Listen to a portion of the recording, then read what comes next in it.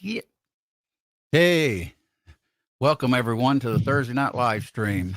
Sorry we're a few minutes late, which is normal for us. We got Echo with us. Got some people in the side chat. Good to see you all. Been a good week so far. I went out today and had pizza at Sam's and was out riding around looking at shrubs and stuff. But good to see you all. We're going to talk about 9mm tonight a little bit. I'm going to do some dumping and do a little bit of sizing, and I've already got the stuff primed. And anyway, we'll talk about this and that and the other. So, what's going on, Echo? What you doing, bud? I am hanging in. I am looking everybody in the comment section. If you guys know where I can find some Sierra Match King 125 grain, 311 diameter. They consider them 303 British for 125 grain bullet. I don't care as long as it's a copper jacketed Match King 125 grain. Anybody knows where I can get one of those, I would be thankful. All I need to do is know where to get them. I don't need no help getting them. I just want to know where to get them. I was looking And at some reloading stuff today in Athens, Georgia. oh, where we're at? It, Where were you? uh, Franklin's Firearms, just a mom and pop shop. They've been What around were you since the looking at? 60s. I was looking at the 1022s I was telling you about, which I might go there. Oh, Just yeah. just reloading what little reloading stuff they got. They don't get much stuff in these days. Hardly ever primers and some powder occasionally. Hey, what's up, Andy? Let's go ahead and call the side chat out right quick. At least knowledge everyone, then we'll get to running their jaw. Okay. Let me see. Andy 79Z28's here. Good to see you. Critter, always good to see you. Critter. Julian. Oh, Julian's here driving home from work. Yeah, I started a little bit later, Julian, or Mike Man. And hopefully that'll help. If not, we'll go to 9 o'clock if we have to. I just didn't want to make the big change that sudden. Uh, who else is on here? Gun loving grandpa, good to see you. G23. MK Joe, what's up, brother? Okay, that's about it. Dead Horse is also very knowledgeable. Okay, G23. Y'all are chatting up good. MCK, good to see you, MCK. What were they giving a recommendation for Dead Horse? I don't know. I've missed the conversation. I'm just scrolling, so kind of hard to put Yeah, the conversation together. Dead Horse. If there's a bullet to be found, I bet he could find it. See, I forgot. I'm so used to your streams, Echo. I forgot that I can highlight. It Yeah. throws me off when I get on my stream. Go figure, everyone. I'm on here and I go, oh, wait a minute, I can highlight this, finally. So let's see. Hate when these live streams start so late only to get watched maybe an hour. Yeah, I know. I'm in a kind of a predicament, Andy. I'd like to. Yeah, you go to bed earlier. And a few people out west like Mac, man, they're in traffic, in a different time zone. So I was trying to compromise, but yeah, it ends up hurting people like you, and I hate that. Let's try 8:30 if it's see how it goes. And me lately, I'm gonna be honest with y'all. Since I got into YouTube streaming, I'm up to 2 or 3 o'clock in the morning now. After I do all this, I don't want to sleep. I go back there and I'll turn on YouTube and I'll keep watching everything you can think of, audio, video, how to do this, how to do that. What's this equipment? What's this interface? What's this mic do? You name it, I'm looking at it. I do that all the time, don't I, Echo? Yeah. You're constantly looking at stuff, new stuff, better stuff, higher quality, this, that, cameras. Us, because I'm looking at cameras now because I want to get a real nice 4K camera with a good lens so that way I can take it to the range and drop a telephoto on it and bam, hit the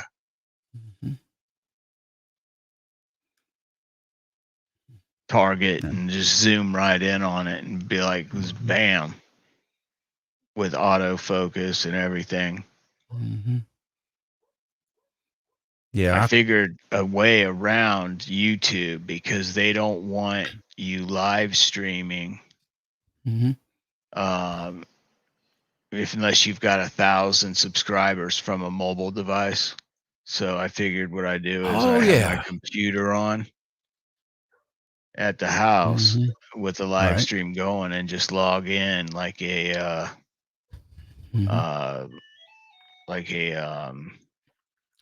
just like a person, like a guest.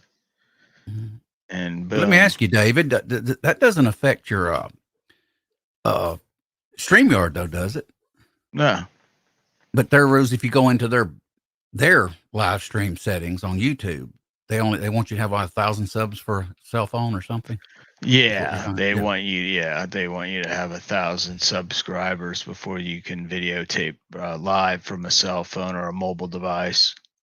They used to let you do it. I used to do it from the range. There you go, Critter. I'm a lumberjack. Yes, I am. Sleep all day and play all night. I'm getting that way. I ain't kidding you guys. I usually go to bed used to 9:30, 10, and get up 5:30 a.m., 6 for years after I retired. And now all of a sudden now, boom, it's like I turned into Elvis Presley, staying up all night. Well, I could go there, couldn't I, Echo, about what I told that guy the other night about Elvis Presley? Was it Tuesday night? I said, this house is not Elvis Presley's. Not Elvis Presley here. Friggin' freak. See what's going on, Grandma and Grandpa. Let me see what he says. Yeah, I like 8 p.m. Eastern Standard, 5 p.m. my time. Okay. Where you at, GGW? I forget. I know you all tell me, but sometimes I forget that. Curious. Hey, Kyle's here. Good to see you, Kyle. Hey, Kyle. What's up, Mr. Lusk? What's going on? We'll talk a little bit, then we'll talk loading. I actually like talking a little bit and just kicking back sometimes. Kind of gets you unwound. MCK, he's in the house. There's Critter. I do it. What does it say? G23. I do it with 300 subs. Yeah, he's okay. You stream with the cell phone with 300 subs. Okay. Well, that's what I was thinking, that StreamYard don't care. But somehow the original streaming app, which is tied to YouTube, that's their rule. But somehow we got to apparently have a way around that. So I bet they don't like that. The controlling company. He's in Central California. Okay. I was thinking California. I wasn't sure. Yeah.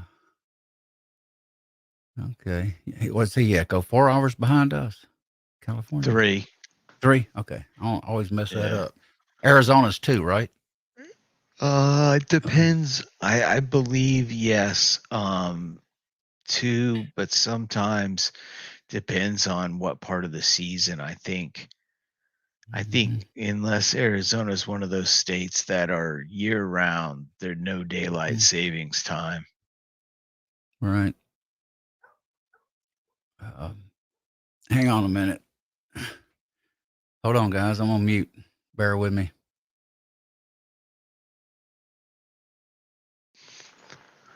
So what's he muting about anyways?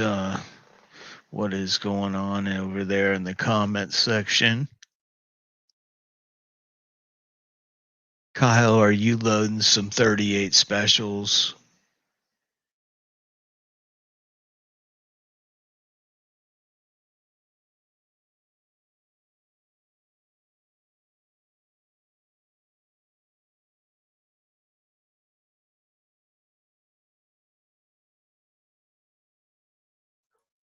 Okay, I'm back.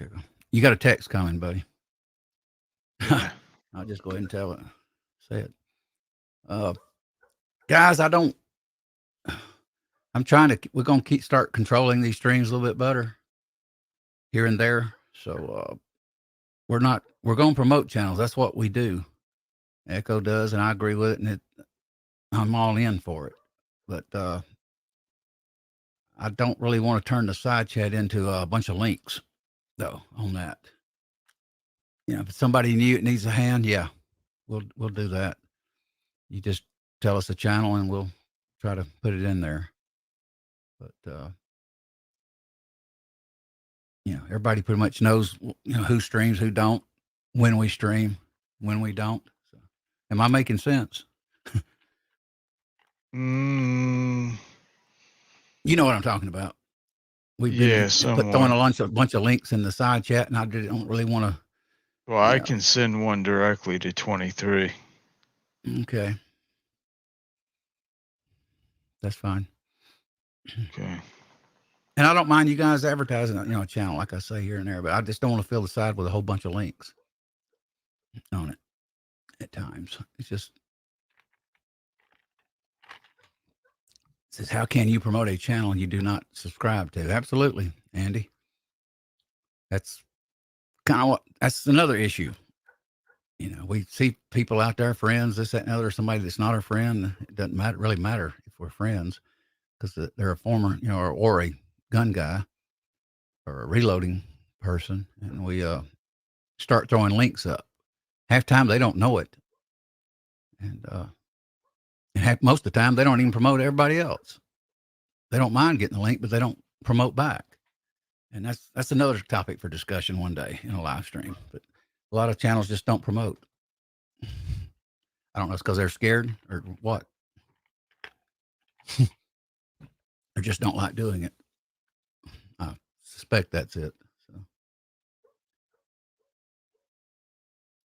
So. Yeah, sometimes. A lot of Kyle, you want a link? Let's don't talk barbecue and politics though. I'm just gonna say it. We're gonna try to cover some 9mm, at least cover some topics tonight. And I was out this week, guys, shooting my AR. I was out. Got my daughter. She's never shot an AR-15. It was a side concussion, just freaked her out. She's 40-something years old. And I said, oh, come on. I took one hand, held it up, started firing it, put it on my side of my rib cage and started firing it one hand. I said, boom, boom, boom, boom. I said, don't worry about it. It's just noise. You're scared of noise. And she finally got a hang of it. Her headphones slipped off because she couldn't get a good cheek weld on it. So we're going to get her some foam earplugs to roll. Yeah, he'll hop in. I was thinking I sent you an email. Apparently I must have forgotten, Kyle. Hang on. Let me put a link in there. Hold on a second.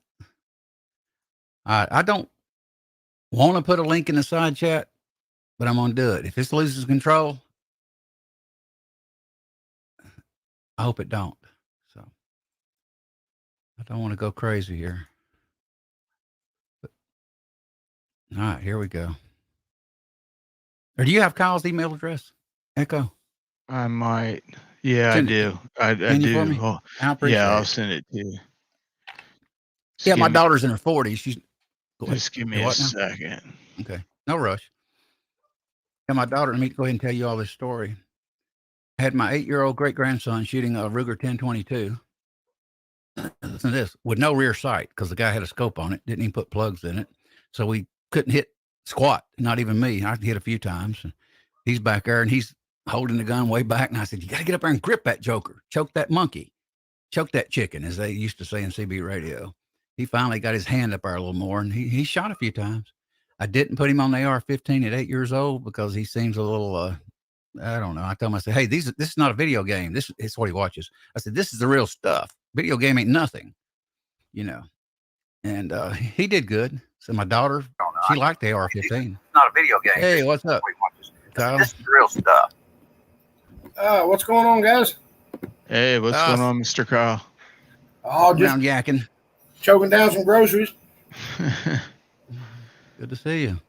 Okay, now I'm sending. What am I sending you? Already on. Oh, he's already on. Yeah. Was I supposed to send? Okay. I'm in the middle. I just sent G23. That's why I'm on my next. See how fast I multitask? I don't know why they didn't hire me on as a secretary years ago. I can type let's go 2 there. words a minute. Let's put pantyhose on Echo and let him be a secretary and put a wig on him like Uncle Jim. Well, we were sitting here. We were sitting here working on the pickup truck and tinkering around, and I hopped back on YouTube and I said, "Let's see what you guys are doing." Yeah, nothing You much. putting that motor in? Oh yeah. Bone. That's all I right. got one, Kyle. I need Did- to pull. Did But you I don't pull know. it out, Kyle, and already rebuild it? And now you're putting it back in? Didn't go with any of that. Just put a reman in it. Oh, okay. I'm too old to mess with that, and I had a little bit of help. Actually, I had a lot of help. Walter says, "What's for dinner?" It is, I think it's grouper and mashed potatoes. Okay. Good to see you, Walter. Michael Hurtnick's here. Of course, Kyle, Guy 1. Good to see you. Yeah, I can't Yeah, see the side chat. I hadn't been that far yet. I was just trying to get on. Mm-hmm. I was just on there running my mouth talking about my daughter. She got her to shoot an AR-15. Only until I showed her the concussion side noise. What noise flipped her out? Oh, Right. God, that thing's loud. I said, well, that's the way it is. Yeah, Yep. and, she got to shooting and liked it. I told her, a 10-year-old can shoot this gun. You know? That's why most of us are deaf. Yeah. Well, years ago, I think 03 or 2000.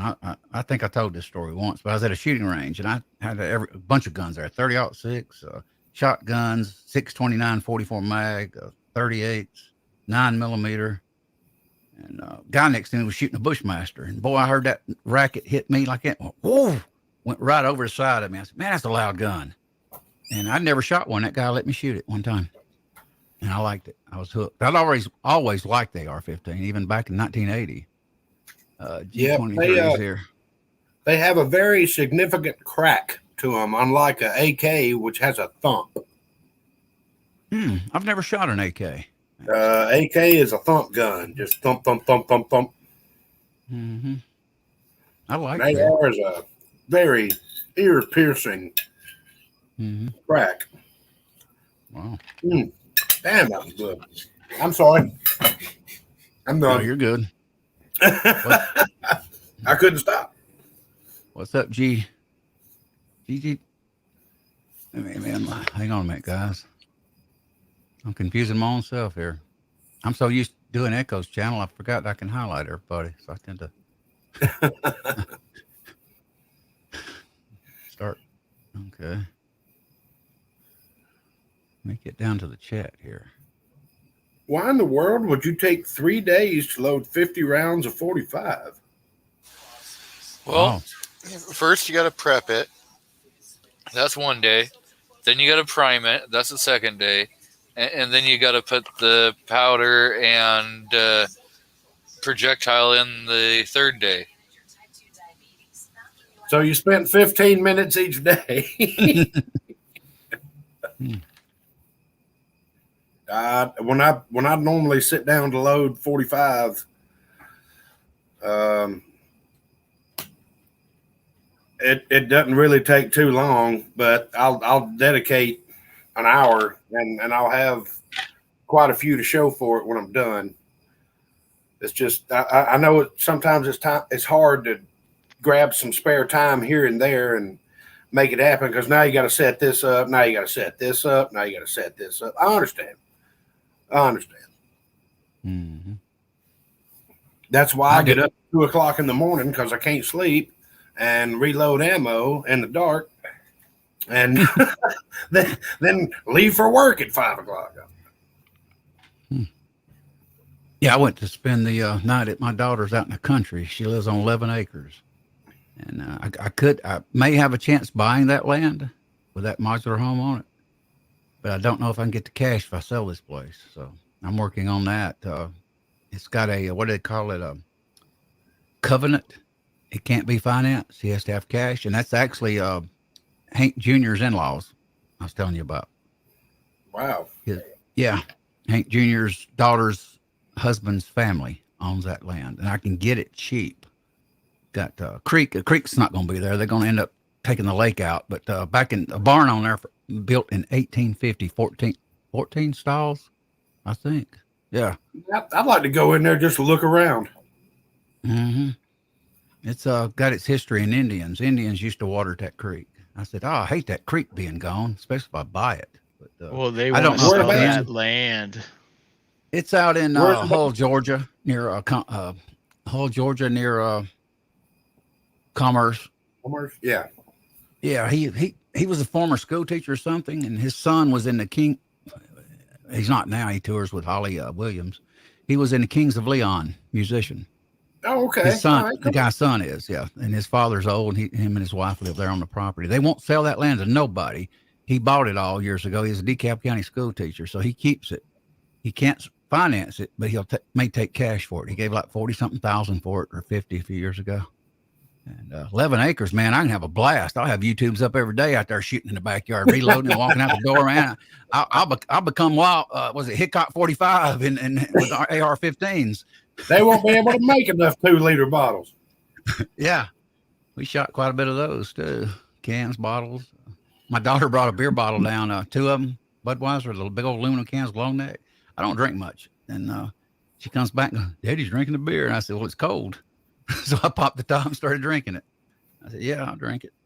I don't Cool drink down. much either, but I don't drink less either. Mm-hmm. But yeah, it's got a barn, man. The roof needs some repair. It's a huge barn, I can't tear it down even if I buy the land. So I figure I might restore it a little bit. I'd like to see the barn. I bet there's a lot of history right there. Mm-hmm. I know. I was shocked about the Indians. They said they'd go at the creek and water their horses. I thought, wow. Hey, the Cherokee, the Cherokee were all around here, man. Mm-hmm. Yeah, I've heard that. Let's see what We populated most of North Georgia for a long time. Okay, here you go, Echo. Drew's got Aragon's optics and ammo. That's some of the British 303 Sierra 125 projectiles. Is that what you wanting, Echo? Yeah, in 311 diameter. Where is this? Oh, well, it says British 303. I'm not familiar. Yeah, that's it. Yeah, Okay. I don't know why they named it 303 because it's not. I know, that was so ridiculous. It's the metric system, So, FYI, if it's from Optics Planet, I've heard pros and cons from their shipping department.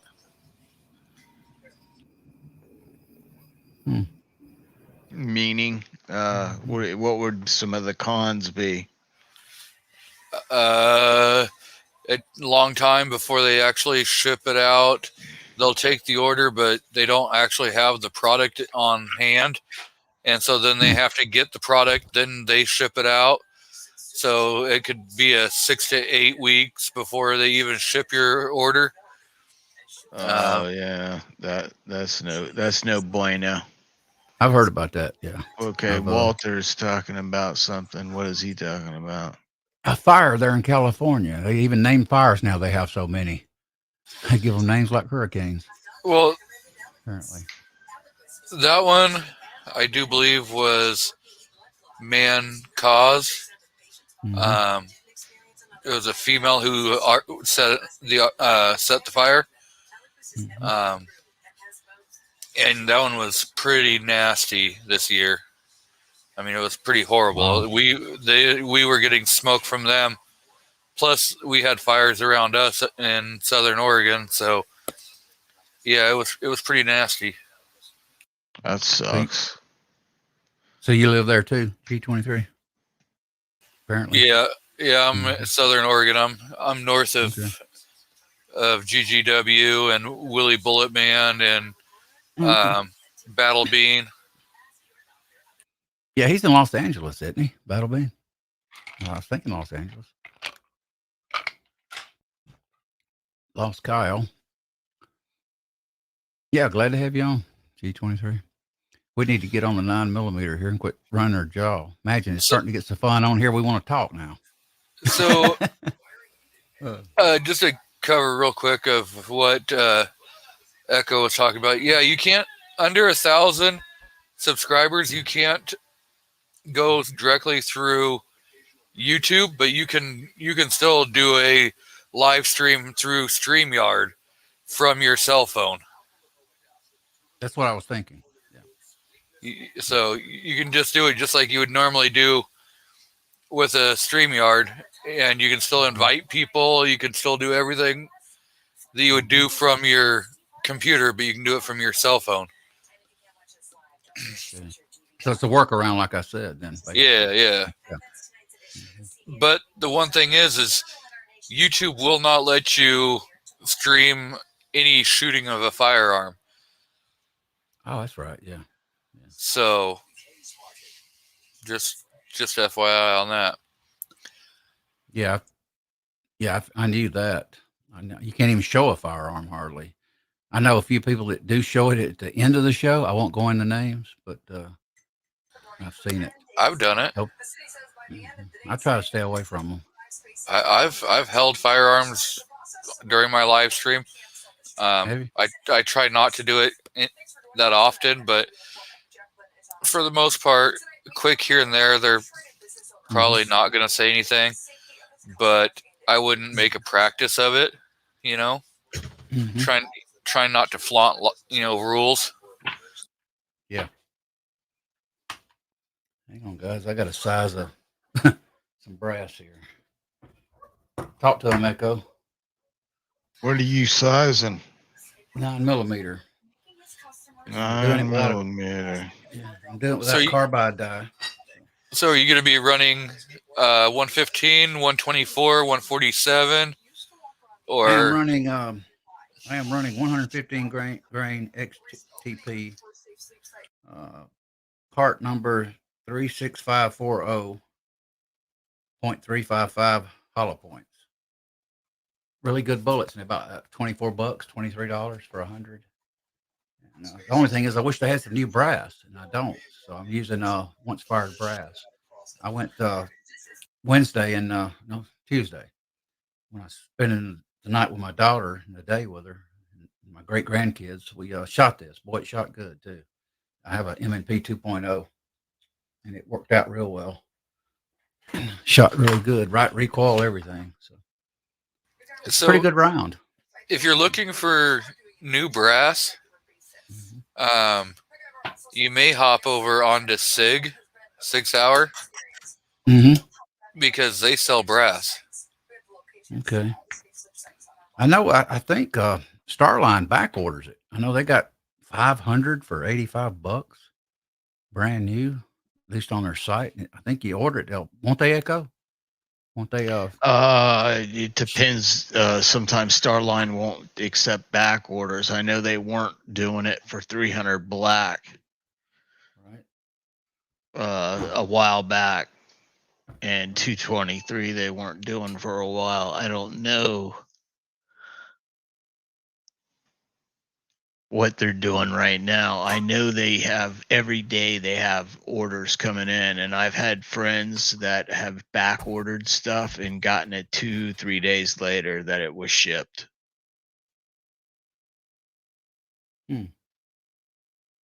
So they're constantly turning brass, but Yeah. Well, I was talking about ordering directly from Sig Sauer, because they sell Sig Sauer brass. That's brand new brass. Yeah.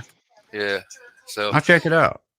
And yes, so I guess it was Optics and Ammo, not Optics Planet. So that Drew was talking about when I said they have problems. That's Optics Planet that has a lot of problems. Okay.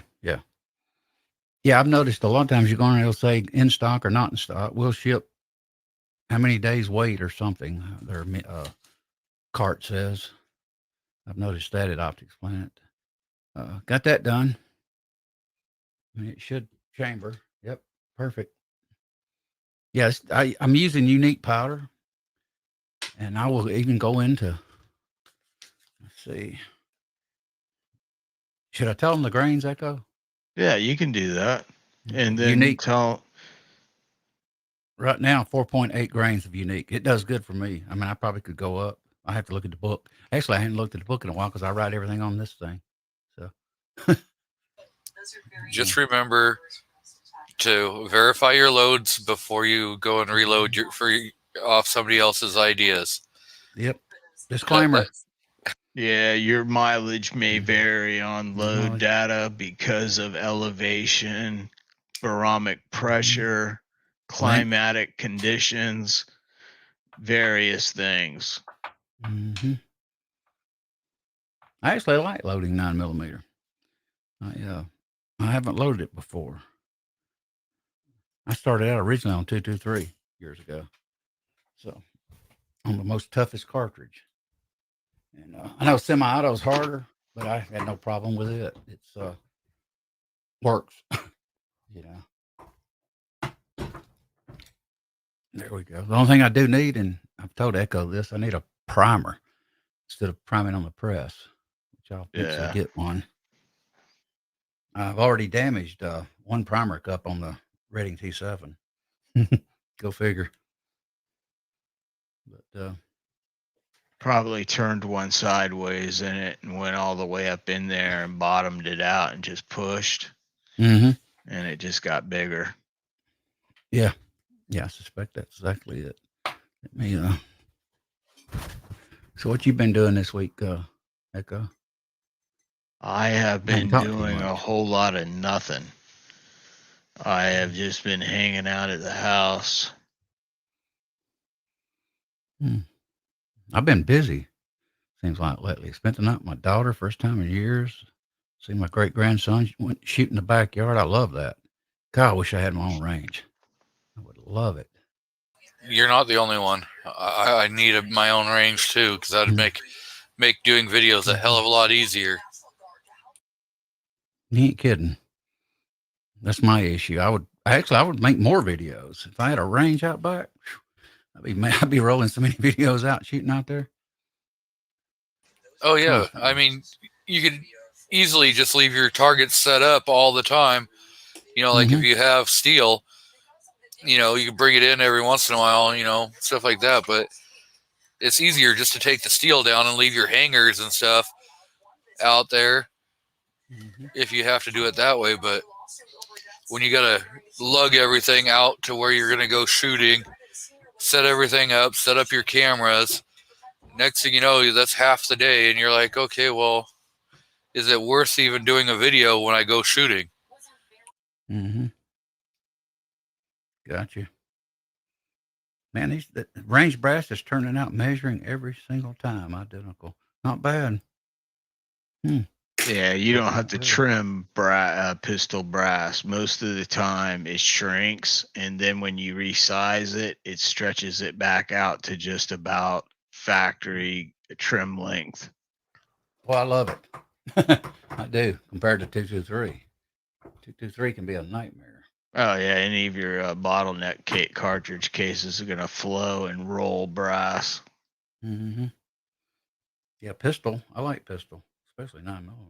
I'm going to get me a 357, probably Ruger Blackhawk, and maybe a 44 Ruger Blackhawk, single action. And I'm going to load a bunch of it before it's over. I want a Ruger Alaskan in 454 Casull. I've heard of that. I'm not familiar with it. It's a Super Red Hawk with like a 2 3/4 inch barrel, like a bear protection gun. Right. And it's a 454 Casull, so you can load a 45 long Colt or 454 if you want to wake up the day or night. I need to look into that, see what it's like. I'm not familiar with it. That cartridge. So, Michael Hurtneck asks a question: Anyone shoot and reload 22 TCM? I have the cartridge. Night, Andy. I have the good night, Andy. I have the reloading dice for it. I have not fired the gun yet. I'm going to be shooting it soon. I'm just waiting to go to the range. As soon as I go to the range, I got that to shoot. I've got to send some 300 black downrange. I've also got to buy a new chronograph and because I have to get one with lights so that it'll work at my indoor range. And I'm going to shoot some 380 brass that I got to do some testing on for the Reloaders podcast. And then go back on there and tell them what I found out. Yeah, Michael, I've heard of that RCBS bench prime. I've been pondering that thing. I haven't decided between Lee and that one. That's what, $109, I think. And, I do know it works. What do you prime with, Mac Man? What's up? I've got the RCBS. The RCBS bench prime tool. Hang on, let me plug you up. Oh, yeah, okay. That's what I've been thinking about. How do you like it? Oh, it's great. I love this thing. Best primer I've ever had. Wow. Really, really good. Yeah, the only thing holding me back is the price right now. I'll look at it and I go, no. Because I went down the rabbit hole initially years ago so far. I'm looking at the Lee, but I like the Lee for the price. But I may do the RCBS. What's it, about $100? About 109 at times. I think I'm seeing them last time I looked. They're well worth it. You get it's good for I do a lot of rifle brass on it, and it's really good for that. And I did 357 and 38 special last week, and it was superb. Right. Went nice and quick, and yeah, it was good. It don't take much force when you're pushing that arm down. No, and you can actually feel a good positive stop on it. It beds them really, really, really deep where they should be. It's a good bed on it, and they're all very consistent. Yeah, I may buy that thing. If I do get it, I'll do a live stream on it or something. Maybe a few videos. And I started buying stuff even in Sam's today. I said, nope, I'm out of debt. I'm not doing it. And I didn't. I actually put stuff by it. I said, nope, it's going back on the shelf. Hey, Walt, how you doing? Yeah, good to see you, Walter. And Mike, hi, Mike. Just trying to answer everybody who's said hi to me. GGW, hi there. Andy, hi, Andy. GGW, he's always around. G23, a lot of those guys, they're in and out. We appreciate that, too, guys. Don't we, Echo? Oh, yeah. We don't take you for granted. We're not much anyway, but we're nothing without anybody. I don't know if that makes sense. Oh yeah, I still have a small channel, and if it wasn't for my channel friends, I wouldn't be doing a show. Because otherwise you're just talking to yourself. Right. Yeah. I do that all the time. As long as you don't answer yourself, you're doing okay. The thing is you don't want to be talking to yourself with a camera pointed at you, where then years down the road it can be used against you. Absolutely. That's weird how that camera is, isn't it? When you're especially live and you're sitting there and thinking, well, I got to say this, I got to say that. Can't say this. Oh, can I do that? Yeah, I can do that. YouTube curse or whatever they want to call it. Except it's a live curse. We know about the curses, don't we, Echo? Seemed like we had one last week, didn't we? Remember? We won't go there, but you know what I'm talking about. Yeah. We'll, you look like a radio DJ with that mic, yeah? Yeah, it's all right. I could have put a shotgun mic above me, and I actually thought about that, but I said, hey, I'll just go with this expensive mic. I got sound. Oh, I got an audio interface, guys, which I did a little short video on it. I'm sending it back and get a better one, the one that does 2 mics and 2 guitars. I bought a not only a preamp under there, a rack mount. And it's cheap. It didn't cost much, a couple $100, and it's got bass, treble, expander gate. In other words, I can sit here and talk to you all, and my dog out there barking is quiet, so I don't have to hurt Mike. I don't have to hurt Michael Hurtneck's ears when he's listening to headphones or anything, or any of you all. So far, Echo says it works, right? Echo, there's no dog barking. I don't hear that dog. Believe me, that dog's barking. You killed it. I thought maybe you killed it. That dog is barking, but nobody hears it. It's out there, won't shut up. What it is, he wants in the house, wants attention.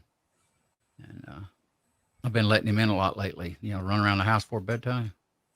And he's yapping a lot. He always has yapped a lot, though, at night when I stream. I think he can see me and hear me through this window, and that's what fires him up every night. Yeah. Most time, you don't bark that much. And so how's your week going, Mac, man? What you been up to in reloading? I made 130 odd 6 hunting rounds for one of my friends. He's got an elk hunt coming up, so I made him 100 rounds up, and so he's got plenty of rounds to go and play with, and then he'll have some for the hunt. I made a batch of 38 special with some of my calf bullets, and I'm definitely gonna get out to the range this weekend and try and shoot them. I did some yesterday. Tuesday was it? Yeah, Tuesday was the first day. God, in quite a while I've been shooting, and it was cool because I wasn't on state property. I was on private land. I actually told my daughter, I said, it looks like Hank Jr.'s relatives don't care if we shoot. That when they first moved there, I said, can I come up there and hunt deer? No. Can I come over and shoot? No. All of a sudden, they became friends with them. They got where they trust my daughter and everybody on that property. And I sat in there blasting guns all day Tuesday. They didn't say a word. They don't care. So that was good. What I'm saying is I'm going to get out here more, and I'm going to go out there, and I'm going to try to do at least some B-roll shots of my daughter and great grandson and me shooting occasionally. It's not that far. We're only 50 minutes from each other outside of Athens. It seems like a long way to me sometimes because what I drive a piece of crap. So. I got a good vehicle, don't I, Echo? I just can't. I got to get it going. Yeah, you need to get that car running. Yeah, I'm going to start. I've got most of the roof saved now. I'm going to start on the car soon. Get it going. I was looking at engine hoist today, and they're not nowhere near good. They don't have the boom arm on the floor where you really pull out there. I said, no, I ain't buying this crap. Besides that, I don't think I can pull a motor again. No, not anymore. I think my days of pulling engines are over. Yep, I completely understand that. There's no crawling around on the ground or staying hunched over for hours anymore because after breaking the T11, T12 vertebrae, you ain't bending for long periods of time. Oh, you're talking about the thoracic region. Yeah, I know what you're talking about. You got an injury there? Yeah. We won't go there long, but, I wanted to know about it. I broke the T11, T12 with a spiral break from the left outside to the right inside of the vertebrae. Wow. So a diagonal break. I won't get there, guys. I won't stay on it long. I injured in my 20s. I hit a car about 25 miles an hour. Hit a door, collapsed it, and it messed my T10 up and gave me whiplash. And just knocked me out, actually.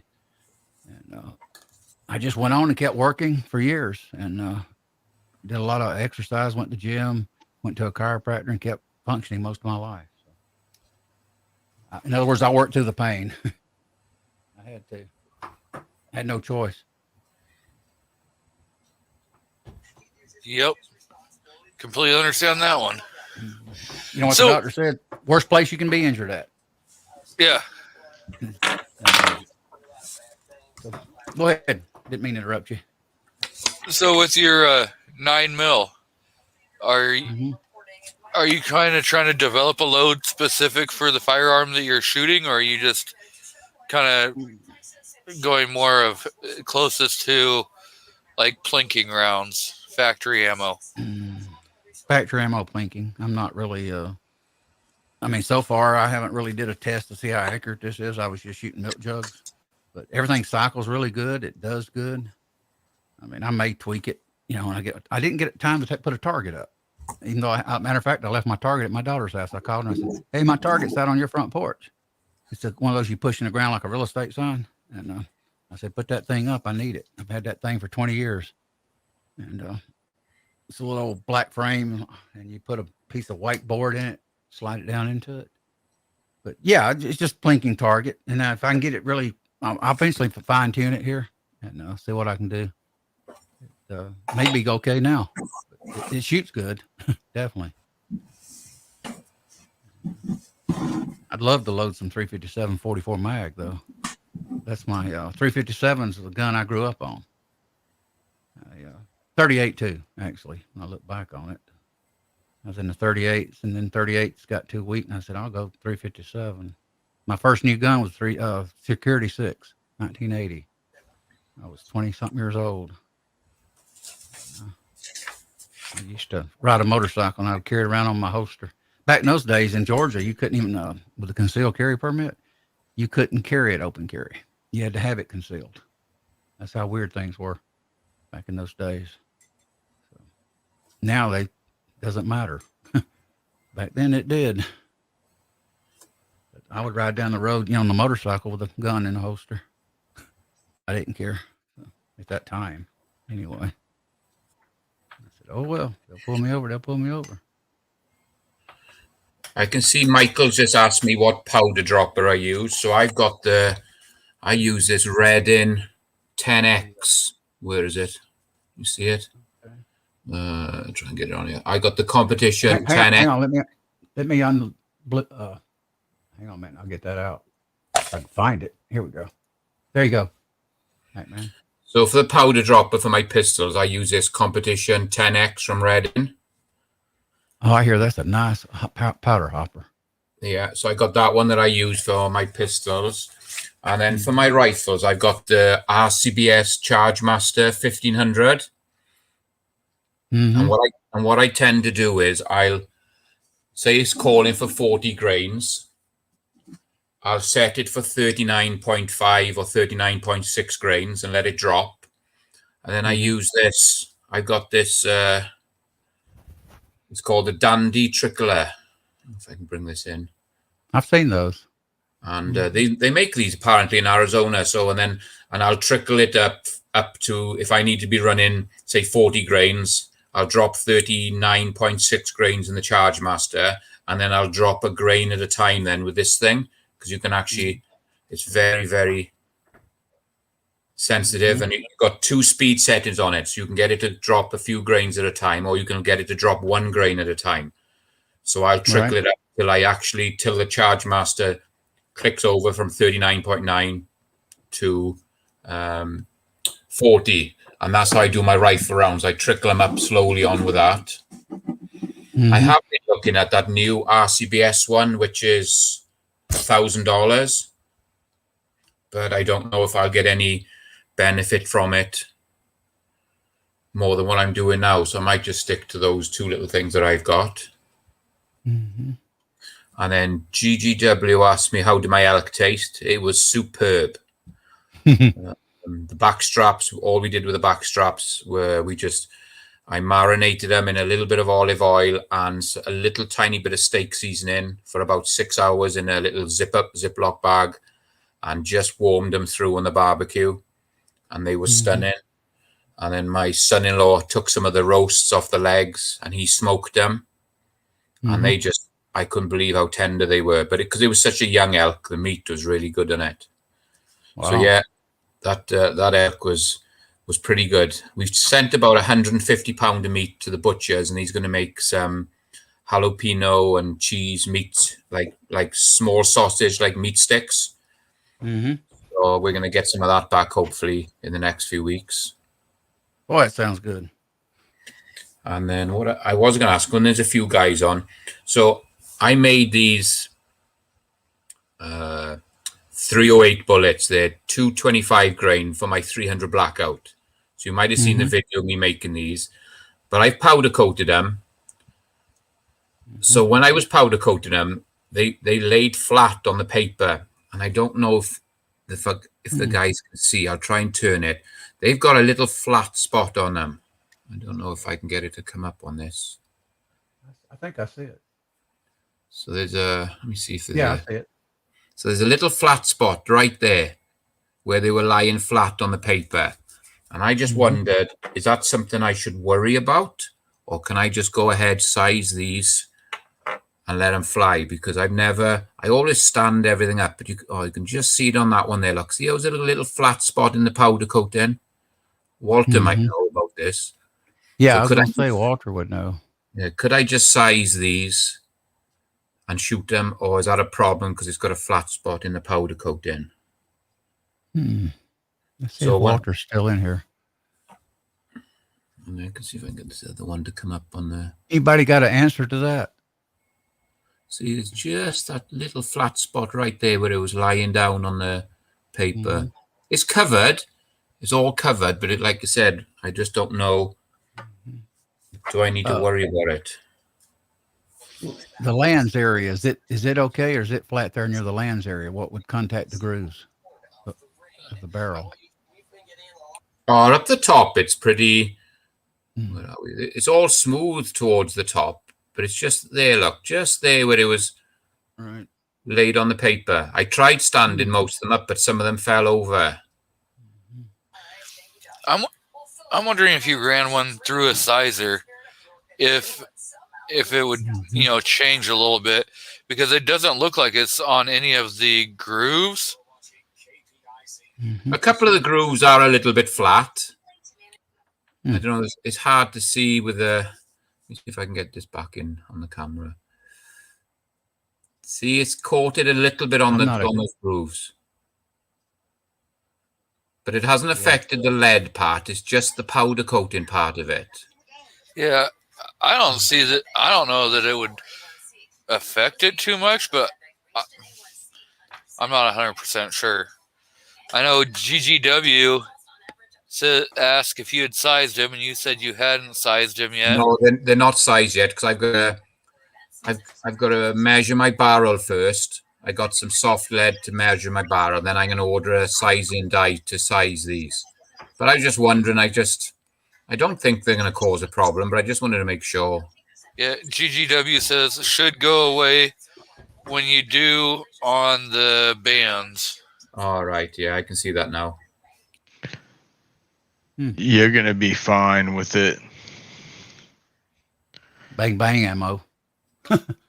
Yeah, it's not going to make a difference. A little bit of imperfection in that powder coat is not going to affect that 225 grain bullet. And I'm going to be shooting them subsonic because they're going to be suppressed. So they're only going to be firing around about 1,000 feet per second. So they're not going to be like supersonic speeds. Echo, can you talk to a minute? I gotta mute. Well, not mute, but I gotta adjust my flare die, rating flare die. Well, you adjust away. Well, I gotta move my headphones so I can't listen or speak. All right, go ahead. All right, be right back, guys. Yeah, Michael, I can see what he's saying about the V4 scale and trickler. But another expensive tool, and I don't think I'm going to benefit by buying that or that new RCBS, because I'm getting really good results from what I'm doing at the moment, just trickling up. So I just don't know if it's... I've looked into it, but I think I'm just going to stick with what I got at the moment. You know the old saying, if it ain't broke, don't fix it. Yeah. Sometimes, throwing money into the pit doesn't really benefit you in any way. You could spend that extra money to, get more casing, more powder, whatever, and have a lot more fun than worrying about if that trickler may help you 0.1%. Yeah. because we went out, we did some long range shooting a little while ago, and I took my 300 Win Mag that I had, and we were shooting 622 yards, and I got roughly about a 9-inch group with 10 shots at 1,622 yards. So I don't think I'm going to get much better than that. I'd take that all day, every day. I'm back. Sorry, guys. I should have brought you all along, but I had to open up my flare a little bit. How it got off, I can't tell you, but it did. Let me see. I only feel, so yeah, that's right. I can measure, but most of the time I just feel it on my fingers. Did you see the videos of that new gun I picked up, AR? No, I haven't yet. I've been so busy lately. I had a roommate move out. I've been with my daughters. I had to go get an epidural in my back of Wednesday, excuse me. So I've been kind of busy, but I'll watch it. I'll get on there. Yeah, I just picked up my new custom build, the 338 Lapore. Oh, wow. So I put a little video on the channel of it. It turned out pretty good. Oh yeah, I'll definitely check it out. I think I saw that one, but I definitely saw the elk video, and I was like, hell yeah, congrats, man. Yeah. Yeah. I'd love to. It was a tough hunt. It was 13 days or 15-hour days. I was getting up at 3:30, leaving the camper at 4, and I wasn't getting back till like 7:30 at night. And I hunted 13 straight days before getting a shot. Wow. And when I finally got a shot, 4 elk run into the water hole. I had 4 elk at 20 yards all around the water hole. And the problem was... Go ahead and talk. You're fine. The problem was that because there was 3 small ones in there. There was the one that I shot, the little forky, a 3x3 and a 3x2 came in first at 20 yards. And then when I was getting ready to shoot the small one, because the way the bow was pointing, I didn't want to move the tree stand. A big 5x5 walked in on me, and he came to the water hole at 45 yards, and he looked straight up at me. And I didn't know if he was looking at me or the elk behind me. And he just stayed. So I couldn't risk. I wanted to shoot the big one, but because my bow was already pointing to the left, I thought, no, I'm not going to lose them all, just to try and get the bigger one. I'm going to shoot the one that's underneath me. So I let fly on the smallest one, and he went 40 yards and dropped. Wow. So I'd love to do it. It sounds like fun. But it's a roller coaster of emotions, because you go out one day, you hear them bugling, you see them, make a plan, go out that night or the following day, and they've gone. And you've got to go and find them again. And it was crazy. It was a crazy hunt. Mm-hmm. So you had a big one behind you? No, it was a slightly bigger. It was like a 3x2. So it was bigger than the one I shot, and he was right behind me. Mine was 20 yards to my left. The 3x3 was 20 yards to my right. And the big 5x5 was 45 yards in front of me. But he was staring straight up at the tree stand at me. So I couldn't risk moving. He's checking you out. Yeah, he was either looking at me or the one behind me, and I didn't know. I didn't want to risk trying to move, so I just shot the one I was pointing at. Let's just get one in the bag. I waited 8 years to get a tag, so I just wanted to get an elk. So if I ever get drawn again, maybe I'll try a bit harder to get a bigger one. Well, it sounds like a blast. Drew says, 13 days? Dang, Ted Nugent would be exceptionally proud of you. Yeah. I watch Ted Nugent, man, the Nuge a lot. Oh, yeah. I do. A lot of people don't like him because he's so blunt. I like it, the way he talks. No, some people don't like him because they don't like his politics. Yeah, that too, but they don't like because he's blunt. He's also very blunt on everything. Yeah. Yeah, he says very honest man, though. Yeah. Mm-hmm. What's up, Kyle? So, Mike, I was hunting just south of Flagstaff in sort of the north part of the state of Arizona, probably 15 miles south of Flagstaff. That's where I was hunting. Wow. I don't know if I'll ever hunt elk, but I sure would like to. I've always dreamed of going out west and doing that, but I never did it. I tell you one thing, they stink coming up to the rut. You can be sitting somewhere. You won't see them, you won't hear them, but you can smell them. And then they'll come into your area, and you can smell them before you see or hear them, because they stink so bad when they're in a rut. Wow. I was shocked how bad they smell. Huh. Interesting. Because they go around and they sort of they just piss in the water holes, and then they roll in the water holes to cover themselves in that scent. Whether it attracts the cows, I don't know, but I tell you, they stink bad. You haven't smelt me when I'm in the rut. Yeah, forget it. He just dangles a foot pick down at the bottom of the tree stand. Yes, sir. Anyway, let me blow this up and show you guys. You know what I'm going to show you anyway. So anyway, I flared the brass up just a little bit more. I don't know what it measures. I just know it works and it feels right. So that's what I did a few minutes ago. So let me go ahead and take my ugly mug off there. Yeah, I'm sorry. The laptop died, and I realized that I had to throw a load of laundry in because 5 o'clock comes early. Oh yeah, I used to get up I at got a 5:30. laptop plug back in. I used to work contact lens company. They put me several years on day shift. I'd have to. I lived like an hour drive away, close to it, and I did that for 13 years. And I'd go 5:30 in the morning, drive there, leave at 6:30, get home at 8, 9 o'clock at night. Work 12 hours a day. Yeah, it was a man. After about 2 years, I got burned out. Went to night shift again, and it's the worst decision I ever made. Going back in that stupid same building I come from, the same bunch of crap. And, anyway, I ended up leaving the company. It actually moved to Puerto Rico to save $5 million a year in taxes. Good Lord. Not labor, taxes. I was about to say, imagine what it'd be now. Yeah. So they left. They gave me a little letter stating, please consider him to hire him. You know, we moved our company. You know, I was there my brother was there 17 years. Me, about 13. That's back.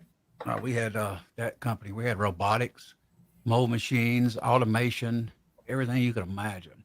That company one time spent so much money on an automated machine, it never worked out, and they had to trash it. And they lost millions of dollars down the tubes.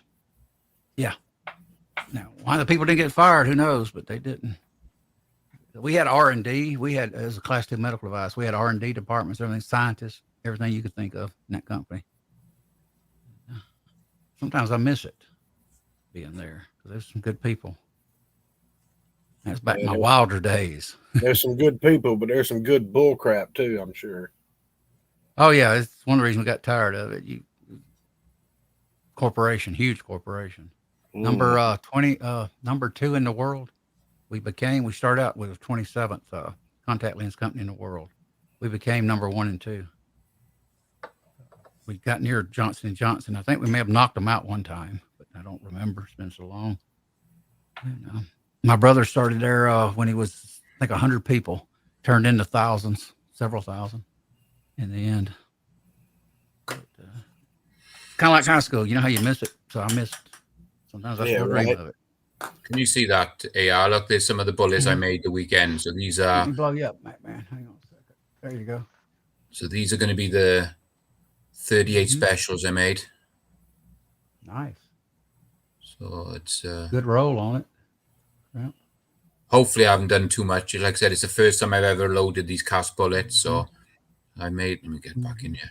So I made that one up, and then let me bring the other one in. So where's the camera there? So there's the other one. They're definitely crimped. Yeah. Has that got a groove in that, the bullet, or is it just up against the lead? No, there's a groove in it. There's a groove in it. And then here's some 9mm I made. Oh, yeah. Hey, do me a favor. Would you measure that crimp area of yours on that lead to tell me what it is in the audience? I'd like to see what that thing measures. Where I've crimped down on it, you mean? Yeah, right on the very tip. Like put that tip in between right the caliper. mouth. Yeah, right on the mouth. And see what it's crimped. I bet it's 3.376, 375. 0.77 minor. Okay, yeah. Yeah, Mine are crimped at 3. Okay, 3.77. You said. Can you see that? 7778. Okay, 3.78. Okay, mine's at 3.76, but mine's jacketed. Oh yeah, hang on, mate. No, I'm just reading this again. Let me get on it. No, I'm closer to 3.77 on this one. Okay, Let me just check the other one for you. interesting. Yeah, it moved around when you held it up by the bullet. Mm-hmm. Let me just. Okay. Yeah. 3.78, 7778. Yeah, we'll call it 775. Yeah. Yeah. Gotcha. Yeah. So that's how much I've crimped these. Mm-hmm. I crimped mine about I've got XTP Hornady jacket. It's crimped at 3.76, and it chambers good. I'm just curious what the lead would be, or homemade bullets. Kyle knows this, but I don't. I don't have a clue about cast bullets. I dabble around in it. But these are crimped, but I'm not crimping. I don't know if you can see this. I'm not, because I haven't got a roll crimp for these yet. So I'm pushing them down past the crimp, and I'm just doing a taper crimp on these. Right. Even though you can see there is a groove in them. I've just gone past the groove a little bit, and I'm crimping more onto the flat of the bullet, if you can. Now, let me ask you, what are you shooting them out of? I've got CZ, the orange. CZ orange is going to be one of them. I got the CZ TSO. I've got a Beretta, and I'm going to be shooting them through a the rifle, the CZ Scorpion, the micro. And they're all going to be shot subsonic. They're all going to be through suppressor. Oh, nice. Wow. Yeah, I got both those CZ orange. I got the normal one, and I got the tactical one. I seen that orange one here a while back. I was in a store in Athens, and they had the one with the gas pedal. Is that what they call it? Pedal on the left. Man, I like that gun. That gun was nice. What are you shooting those 38 specials out of? I've got one of the new Pythons. Okay. I've got one of the old Pythons, the 1980 Python. I got a Colt King Cobra, and I've got there's one other one I got, the 357. I think it's a Colt Trooper or something. So they're going to be out of revolvers. And then I'm gonna make some more up, but with a longer bullet in them, and I'm gonna shoot them out of a Henry. I got a Henry. Nice. I'm looking into getting. Anytime you get a revolver, you got to get a long gun, lever gun. I'm looking into some Henrys for 38 357. I'm also looking into the only thing that I've got is a couple of 38 special onlys. They're plus P's, but they will not chamber 357s. So I'm looking at a 357 revolver and then a 38 357 lever gun, because me and my girl both shoot 38. We both love it. And I've had a couple in the past, but, since we live in a free country, or we used to, I would buy, sell, and trade and all that stuff. And I've gotten rid of a couple of them, but yeah, I was just curious what you was doing with it. Yeah, I bought earlier this year. I bought the Henry Big Boy 38 357 and a 44 special 44 Magnum. Yeah, but they're the limited edition. They're all engraved and they got the walnut wood on them. Oh yes, nice. And they're both matching. I bought them both. They're not matching serial, but I bought the guns both at the same time. So they got that really, really nice walnut on them, and that it's all engraved on the brass and everything. So I treated myself to one each of those. Wow. So Yeah, I need I love to talk to your 357. inside stock trader. That's who I need to talk to. You can't beat the 357. That no, I love that. Used to love that Marlin. Was it 1893 or 4? You know, Kyle. 44 94. mag. 94. Yeah. Oh, the 44 mag. Yes, Marlin lever. Yeah, I think it was 94. I was thinking. Yeah, I used to. I shot that first time. A friend of mine I went to school with in the 70s. His father had one. Boy, that thing was fun. Man, I liked it. I got my Henry stainless steel octagon barrel lever gun 44. I love that thing. It is amazingly fun to shoot, and it will eat anything that you put in it. Wow. I don't care if you mess up with your overall lengths or, you know, crimps or sizing or anything. It'll eat it. Doesn't care. Does not care whatsoever. Walter's here. He said that crimp looked good earlier. Yeah, Walter. That's why I wanted him to measure that lead, because I figured it would be 1,000 or 2 over my jacketed. I wanted the audience, the people in the side chat, to see it. And Oh, it's a I great wanted to looking know. crimp, and it's right on par for what it is. So, But I knew it'd be bigger because it's lead. But I don't know much about lead bullets. Only Kyle does and Walter. well, we're gonna have to get together and have a barbecue and school you on it a little bit. Yeah, that'd be fun. It would. I need to get up there and visit you sometime. You ain't that far away. No. Nope, I'm not. Actually, I got my spark plugs the other day and my distributor cap rotary button. I'm gonna tune my truck up a little bit, do that, and then I got my car to get going. So that's got to go in the shop, and I'm gonna get it. Don't you love it? It's almost like it never stops. It don't. I replaced the engine in my pickup truck. Didn't even bother rebuilding it, just replaced it. And now I'm battling the 2-year-old gas that I left in the gas tank while I was saving up money for the engine. Oh wow. Oh, Yeah, matter of fact, go ahead. I need to get that gas out of my car. It's been in there now about almost 2 years. First thing you do is empty that gas tank as much as you can.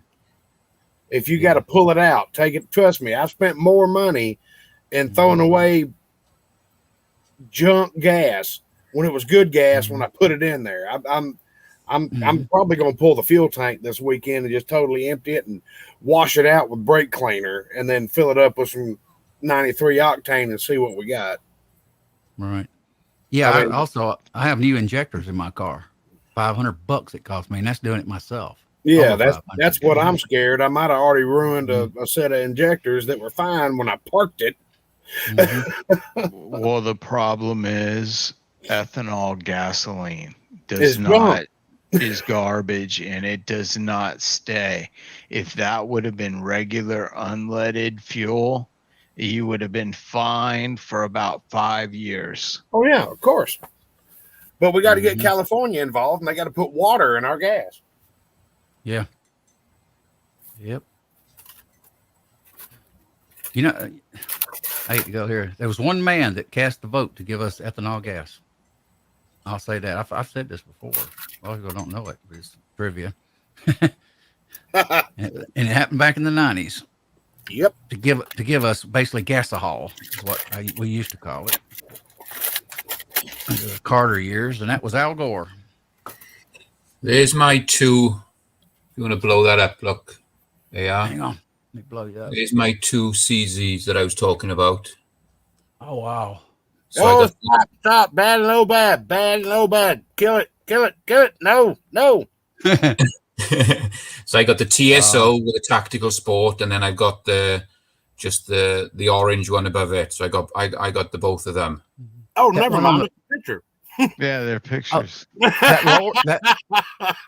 No, I wouldn't hold them up on a live stream. I'm just putting pictures now up there. that you backed up about an inch, I could see it was in a frame. And then there's my I don't know if you can see that. There's my thing is turning all the time.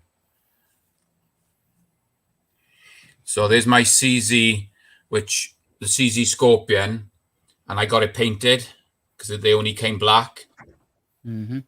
So there's a CZ Scorpion with the suppressor that's going to go. So that's the length of the whole gun. The suppressor takes over the barrel. So when it's actually in there, that's going to, the length of it, the whole thing is going to be that long. Nice. Wow. That is nice. I thought I had a picture with the suppressor on it, but I can't find it at the moment. Yeah, that lower one you got on the picture, it's got that gas pedal, don't it, for your left side, right? Little thing you prop your thumb on. I call it a gas pedal. I don't know what do you call it, Kyle? What does everybody call that thing? Fun switch. Okay. Reminds me of a gas pedal. Where I got that name, I don't know. I may have found it online. Who knows? And I got this. I thought I had a. I've actually never heard that because the gas pedal's on the right side. Yeah, but on the gun, it's on the left, and I just prop my thumb there. Yeah, that's true. More like the clutch, huh? We always called it fun switch. Yeah. Of course, it was rare that they'd let us use it, but I used to have a car where you'd push the gas pedal. Was it 58 Buick Special? You'd push the gas pedal down and hit the starter switch. The old Jeeps were the same way. Yeah. I got a car given to me, that 58 Buick Special. A man had it in his yard, 40-something thousand miles on it, gave it to me. I wound up, you know how it is when you're young, I end up moving off. I mean, the car was perfect. All it needed was a paint job. Ran good, and I moved off and left it when I was young. Damn. At a rental house we were at. Well, you kicking yourself right in the teeth right now, ain't you? Yeah. Yep. But yeah, them old Willis Jeeps were that way. Hold down the gas pedal and the starter go whoop, whoop, whoop, whoop, whoop, whoop, whoop. Oh, nice. So a couple of years ago, that one standing up, that deer standing up, was bedded in exactly where he was standing. And if you look behind, there's the one I shot. I had to shoot between his antlers to shoot the bigger one. And after shooting it with a 300 Win Mag at 300 yards, that deer stood up and just stood and looked at us. He didn't even move. Wow. And I actually put a 300 Win Mag, 220 grain bullet, probably 3 inches above his head between his antlers to shoot the one behind. Wow. Good shot. That was a good hunt. I don't get to experience that. No, and you can, and he just stood there. He stood there for about 30 minutes looking at us across the ravine. He didn't move until a guy drove behind him in the side-by-side to go around and pick my deer up. And then he finally ran off. It's nice to know enough about your rifle and the ballistics and your confidence in reloading where you can tell where the bullet's going to go. You know, as long as you do your part, the hardware is going to do it. So that's a great feeling to have. I've only got it really solid on one gun. And everybody asked me, would you take that shot? Nope, not with this gun. I would with that one, not with this one. Yeah, I got this 300 Win Mag custom gun, and it's out to 1,000 yards. You can put it on a 2 or 3 inch group. Oh yeah, they're acorn busters. I mean, that's what they're designed to do. I've shot plenty of them. So 300 yards, I had no problem shooting between the antlers of that deer to shoot the big one behind. Yeah, but I mean, that's why we reload, gentlemen. Yeah.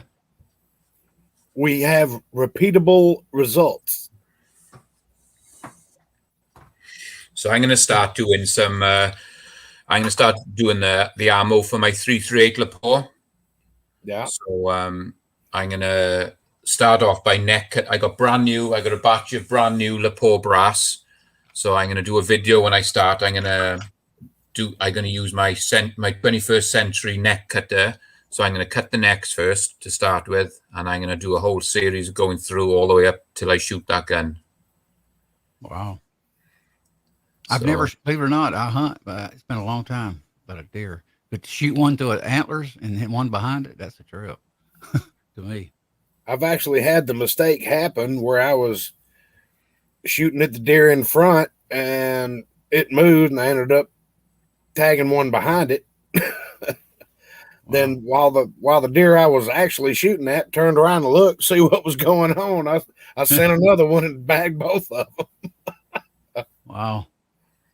Guns and Barbecues with us. Good to see you, Guns. Hey, Barbecue. What's going on, brother? Oh my Really God! call It's him coming Guns up and on 10 Barbecue. o'clock. Guys, I gotta go. I gotta get up early in the morning. All right, Be man. Appreciate safe. you dropping by. It's Friday, Yeah, and cool. Fridays generally are not very pleasant at my work, but it was great to see everybody.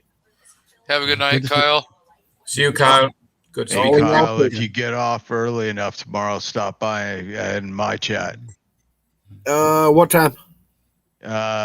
6 to right before the Georgia shooting connection. Yeah, it's 6. Yeah. All right. Like I say, I got to do a little work to my truck, but I get off early enough because I go in early enough. I ought to be able to make it. All right, brother. Sounds good. Always good to have you, Kyle. All right. Thank you, Always, sir. man. Mm-hmm. Take care, brother. Y'all have a good Take care. night. I'll see y'all tomorrow. Night, man. So Drew here, just Drew. asked me what powder I'm going to Yeah. be using. I'm going to be using H1000. I'm lucky enough I'm sitting on 8 pound of it. Oh, you are a very lucky man. That and the what is it, Retumbo? I haven't got any Retumber. I've never bought that, but I managed to buy. I think I bought. In fact, I'm sitting on 10 pound. I got 4 pounders, and then I got 1 8 pounder. So Is it 10 all same lot? The 4 pounder, the 4 1 pounders are from the same lot, and then the 8 pounder is a different lot. So in fact, I'm sitting on 12 pound of it, not 8 pound of it. Wow. So I can use that then in my 338 Lapore, my 7mm mag, and my 300 Win mag. So I use it in all those 3 rifles. So I'm good to go with them. I know one thing, Echo. I'm buying me a big headphone set with big ear pads on it. These are good headphones. They're Beats. You know what Beats is. That's that modern crap. I want a big set of studio, something comfortable. They smash your ears. So. I know when I get a boom mic, I'm gonna go to a single earpiece instead of running duals. So this way, I'm only got one earphone, and then the other it just kind of hooks on your head, and you don't have that second one. It kind of helps, Right. I think. So this way, you can still kind of hear yourself. You know. Mm-hmm. I did that G23. That's what I started when I started streaming. Right now, I'm direct monitor through a audio interface, so I'm actually hearing myself talk, and I'm hearing it sealed up completely in my headphones. Excuse me. And, but I did it that way. But they bug you after a while. They're really good. I can tell exactly about what volume I'm talking, how I'm talking. But I started this out. I wasn't doing that. And I reached down one day. I said, heck, I'll just do direct monitor and see what that's like. And there's apparently no latency there. It's just, as I say it, that it's it. So I kind of like it because I can listen to my voice a lot better running this thing. Somebody did private chat. Yeah, I threw a comment in there earlier. Oh, okay. So, yeah, MacMan did. Yeah. So GGW Reloading says, okay, back to 9mm. Going to be reloading cast projectiles in a square deal B. Anything different? All I know, it comes with dice set up, ready to go, and it's pretty fast if you keep moving. I think they're proprietary dies only too. Yep. Yes. But I don't think it would be any different. It's just it's proprietary dies. Walker, you might have an issue with the seating stem. What about the flare? Because you got lead. You usually go a little larger on the flare. Yeah, you might just have to adjust, because I think you can adjust it to flare more on that flaring die. Yeah, you can just set it down deeper on the powder measure and it'll open it up a bit. Yeah, you should be good then, GGW. The only thing that might be different is all Dillons are taper crimp. So you're gonna, if you're gonna have a groove and you want to roll crimp it into it, you're not going to be able to do that with that die because they just taper, not roll crimp. Yeah, I use the Lee Factory crimp, which is basically taper with a sleeve in it. And, I like it. I'm not even sizing now. I quit using the Lee sizing die. I just use the Redding steel sizer. I use the 2-step Redding flare, but then I upgraded to the 10 titanium coated Yeah. flare. Make it smoother. Yeah, so I used that. And then I got the Redding cedar with a longer stem because it wouldn't do my profile on my bullet, believe it or not. Redding had to send me one. And then I do the factory crimp die 9mm, and it works great. I mean, everything feeds. It just does good. What's good about it, it just starts out doing good. Yeah, no matter if you're even new at it. Just throw it in there and it works. Everything chambers good. Everything I've done, as long as you got the length right, it'll, I check it in a EGW chamber checker, holds 7.9mm. I like it. And, that's the subject we could talk about. You hear a lot of people say case gauge, then you'll hear chamber checkers are cut with reamers. Do you want to explain that, Echo, or do you know what I'm talking about? Does the people out there in the side chat know what I'm talking about? Yeah, what they're talking about is like a case gauge. What is it? EW Wilson makes some. Lyman makes some. Hornady makes some. Basically, they're either a single gauge or they're a block you cut out of usually aluminum, and they'll have like 7 to 10 different openings there's one. So that you can check multiple cartridges at the same time to speed things up. And basically it's cut to SAMI minimum spec. So whatever a SAMI minimum for 9mm chamber is, that's what they cut those holes to, is SAMI 0.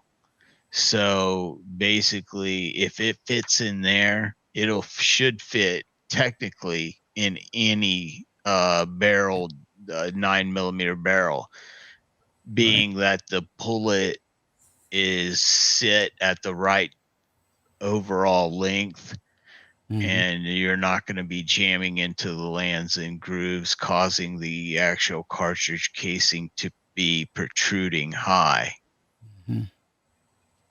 Yeah, actually, in this checker, guys, if you don't seat the bullet right, it won't go down in it. Okay, so it will pop up. Okay. Yeah, it'll stand proud. Absolutely in this EGW. How do I know? Because I did it. But once you how much are those, and where'd you get that? Got it online. I don't remember who. I may have got it Midway, and they're $20, 7 chamber, and it's nice. I like it. And for the money, man, $20. Yeah, definitely. I got it Midway USA, and a few other sites have it. Precision Reloading. I can't remember the other 2 or 3 I've looked at. But how you doing, Hi Boy? I can see you've just jumped on the chat. Yeah, I was going to say, hey, Hi Boy, what's up? Howdy, Hi Boy. Good to see you. Good evening to you, sir. Here you go. I figured Hi Boy would know it. A case gauge checks for chamber fit, and a headspace gauge makes contact with the entire case. I believe I am correct. Yeah. I'd say you're right. Not all case gauges are cut the same. True. Yes. Lyman gauges are loose. Walter would know that because he's an old pro too. Yeah, L.E. Wilson, High Boy says, holds tight tolerances. I have one of those in 308, and I think I got it in 223. Yeah, I do. I got L.E. Wilson, Dillon, case gauge, and 308. I got L.E. Wilson, I think. I remember. I have to go look. It's been a while since I did 308, so I don't remember. Actually, I may not. I may be doing this instant indicator, to tell you the truth. So, I don't even be doing it. That means I know now what I need. I need to order a 308 case gauge, I think. So. I haven't loaded 308 in quite a few years now. About 2 years. case gauge doesn't really do me any good. I just measure the case out on the outside because I neck size. Right. Well, I don't use the case gauge much for 223 308, but I do use it on pistol. I like to check it. Yeah. But outside of that, I don't either. I do the instant indicator, or I just use the Hornady when I bump the shoulder. And so I don't get into it. But, pistol, yeah, I like it. I've actually checked it now in my 1911 9mm stainless steel Springfield. And it did good. It cycles through my M&P 2.0. And also, I kind of, when I use this, I'm like, I don't measure either. I just feel with my fingers running across, and I can tell if it's sitting right. So I don't even, I just did my flare tonight. You all seen me. I didn't even measure. I just basically opened it up just a little bit just to get it right. For some odd reason, it wasn't right. I don't know how it got off. Go figure. You know what happens? These machines start getting a mind of their own. All of a sudden, these dies start turning while you're asleep.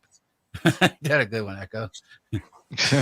I swear that thing was right, man. Last time I used it, and it probably was, and you bumped it when you were in here doing something. Didn't even realize. Yeah, something happened for sure. Right now, though, it's flared just enough to get down in there. I probably should open it up a little bit more, but it seems okay. Let me check it again, make sure. That's why I would love to have a, like Cowboy had the other day. I'd like to have a micro cedar die for this 9mm. There we go. Hang on, I'll show y'all. It still does it. It's down in there. Actually, it's a little crooked. There you go. It's straight. Just enough to get it to sit in there. I like that rating flare die. I really do. That is one nice flare die. So let me you can see I think Walter was saying about the difference in case gauges. So if you look at that, put that one up AR. Hang on, which one now?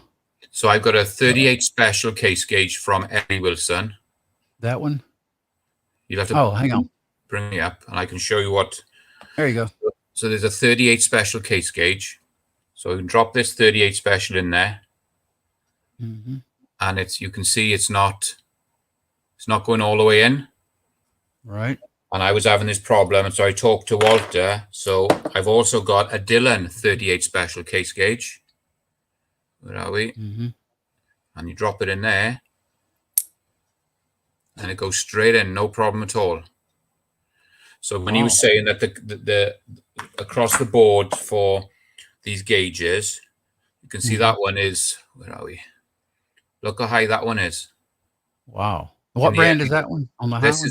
This is the Ellie Wilson, and he was saying that they tend to be very tight. And you take the same bullet and drop it into the Dillon one, and it sits perfectly. So the Dillon ones are a little bit looser than the Ellie Wilson ones. Right. So the case gauges do vary from manufacturer to manufacturer. Yeah, manufacturing tolerances. Yeah, they produce so many of those things on machines and stuff. It's no surprise. But it kind of. But they both chamber in the gun, no problem. I put them into all the revolvers I'm going to shoot it through, and they all fit in perfect. They fit in and they come out nice and easy. So. Mm-hmm. Yeah, the true gauge is a barrel. Yep. Round chambers. Yeah, that's what I checked. I not only used a gauge, I checked it in 2 different firearms. Took the barrel out and made sure. Especially in 1911 I got, because I figured it's probably a little bit tighter chamber. Yeah. The good thing about the 9mm in a 1911 frame system, it's the barrel is really thick, man. Yes, you use a lot of meat around that chamber. Mm-hmm. Yeah. So if you get a little hot in one, you're not really worried about it if you're shooting hotter. Yeah, GG, that was right. Since 9mm head spaces on the case mount, you just need to watch the crimp measurement on the cast bullets. Yeah, and it's going to vary about 1,000, I think, MacMan said. And I figured it was. That's why I asked the question. This lead is a little larger. Here's Walter. The rounded chambers in my Wilson gauge is much more likely. Yeah, the chamber in my 1911s than the one chambers in my Lyman multi-gauge. Yeah, that sounds about right.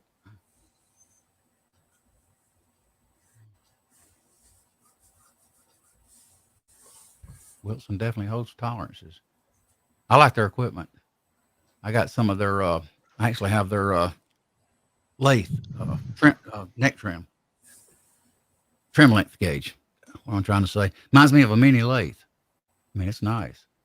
The only thing I want to do is get a, what is it, a Ryobi screwdriver like Echo, and get an adapter, and I want to sit there and just turn it electric. I don't want to, I'm tired of sitting there with my hand winding that thing. Wears you out, especially if you do, 30, 40, 50 rounds. Let's see. Hi, Mario. I can see Mario's just jumped on. Hey, Mario. Good to This see is you. what I use. I got this little Milwaukee gun. Oh, yeah. So I use that on my case trimmer for my rifle rounds. I've got the what one I got the Ellie Wilson micrometer adjusted case trimmer, and then I just spin it up with this, because this only spins at, I think it's like 800 RPM, so it's quite slow. But the battery on this lasts a long time, and it's just nice. I hook it up and just, it comes with 2 batteries, and it's pretty cheap. It was $70 or $80. I like that. I like Milwaukee. It's a pretty good brand. Yeah, I need to get my Ellie Wilson adapter and get one of those.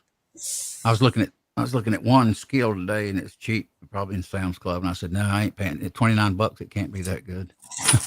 So I didn't buy it. But, yeah, I got the same thing you. I got a platform. I've got the big old.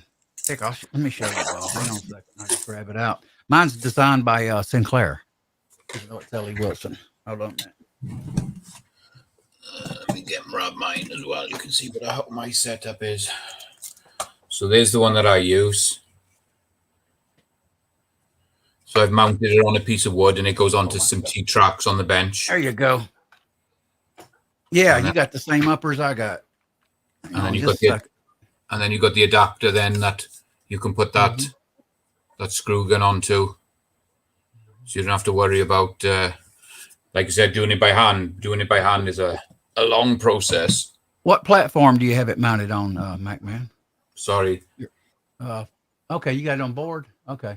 I got it on the Ellie Wilson thing, and then I got it mounted on a couple of pieces of wood. Okay, and I've got a couple of T-tracks, what do you call them? T-rails I've mounted into my bench. So all my stuff just goes on. I put them on with a little bolt, clamp them down on a T-rail. So I've got one for my 21st century, one for my primer, this one, and my powder measure and other gauges. I just swap them around, so there's only one on the tray at a time. Yeah, Ultimate Reloader, he does that T-track. Some people love it. I've never did it. I thought I was going to do my bench initially with a T-track a few years ago. Let me, I'll show you all this one I bought. I think I gave $159 for it back in the day. It was on sale, so I think now it's about $200. I got the same as, hold on a second, blow myself up. Hey, hang on, guys. I got to blow up everybody, blow me up, blow the side chat up. Here we go. I got the same thing, except I'm on a platform with the little rubber feet. It's got a bunch of holes there. You put your gauges, which you can see. I hope you can see it. Yeah. I actually keep that in there. And then look over here. I've got a thing that I tap my brass on into the case gauge. So it's a little platform. That's a good idea, because I've been tapping it just on the wood and it starts tearing it up a bit. Check, call Sinclair, MacMan, and tell them you need one of these. This is good. You could just lay this on the bench, man, or anything you actually just put it on your wood. Yeah. And now, what you do is get a bit or some router and cut you a circle out like that right there, and just drop it down in there. I bet you they sell those. You could get That's that cool. thing. That's a good idea. And anyway, let me put this up, guys. I'll be right back.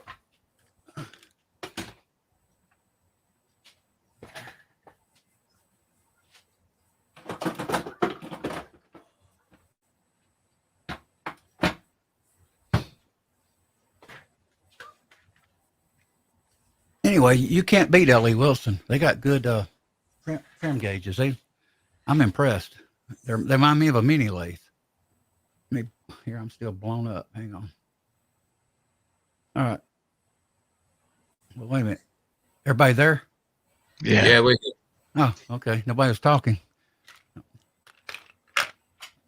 Yeah, they remind me of a mini lathe, the L.E. Wilson. They're really good. I put a little drop of oil. I got 20 weight machine oil.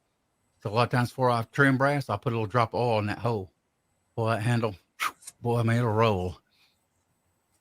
You know, Yeah, I'm thinking about getting one of those because I need a precision trimmer, and I'm thinking about buying one, but I'm not really sure if that's the one I'm going to get just as of yet.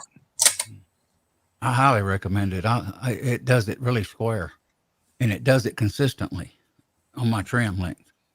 I mean, how does it hold the back end, the tail end of the head of the case? See, that's the good thing about it. Hang on, hang on a minute. Let me get it. Be right back.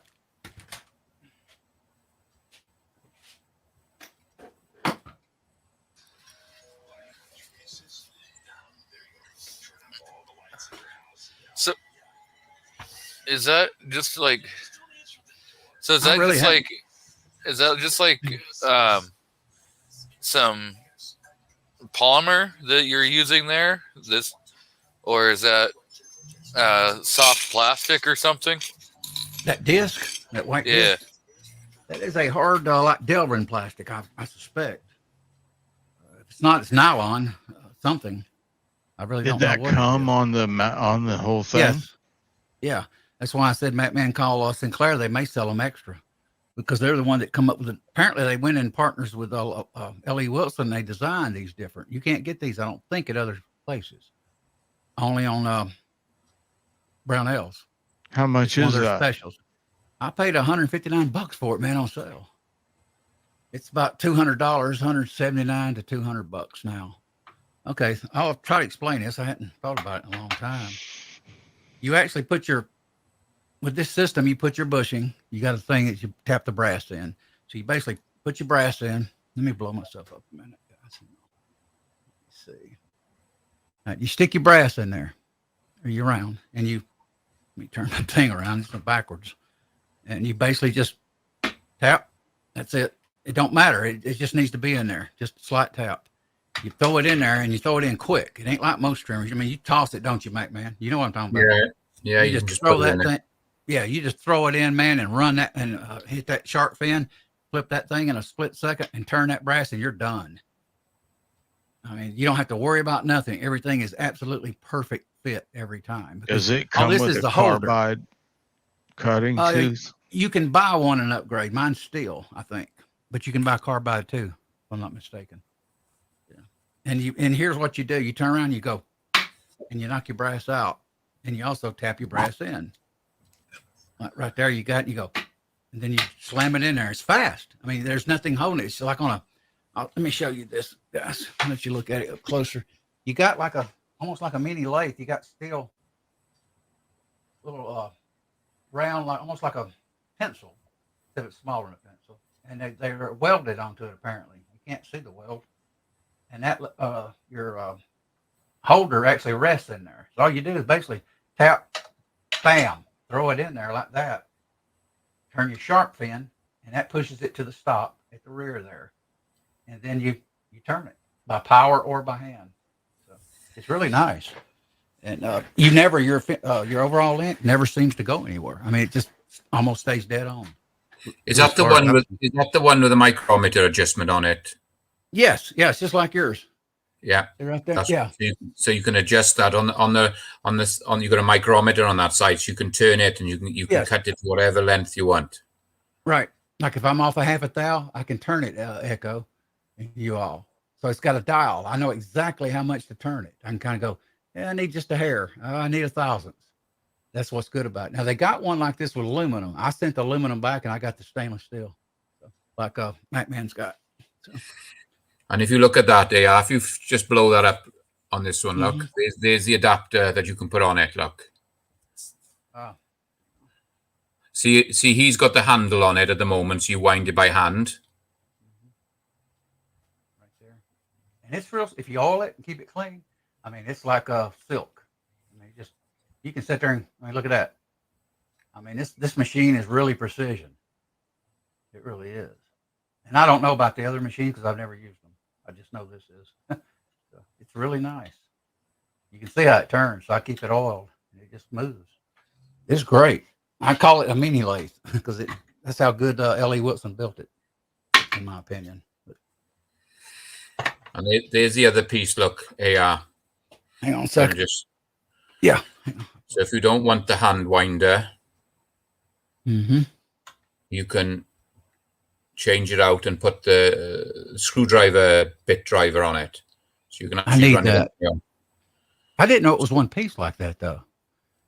I thought it was a separate. That's interesting. I think it unscrews. I think it unscrews here. Okay. So you only need to change this bit, I believe. Okay, that's what I was thinking. Hey, Curtis, what's going on, brother? Hey, Curtis. And there's the cutting tool and everything on it. It's just... Sorry, guys. I'm not meaning to ignore you in a side chat, but kind of hard to show this stuff at the same time. Yeah. But it's a really good trimmer. It works really well. It absolutely does, yeah. Hang on a second.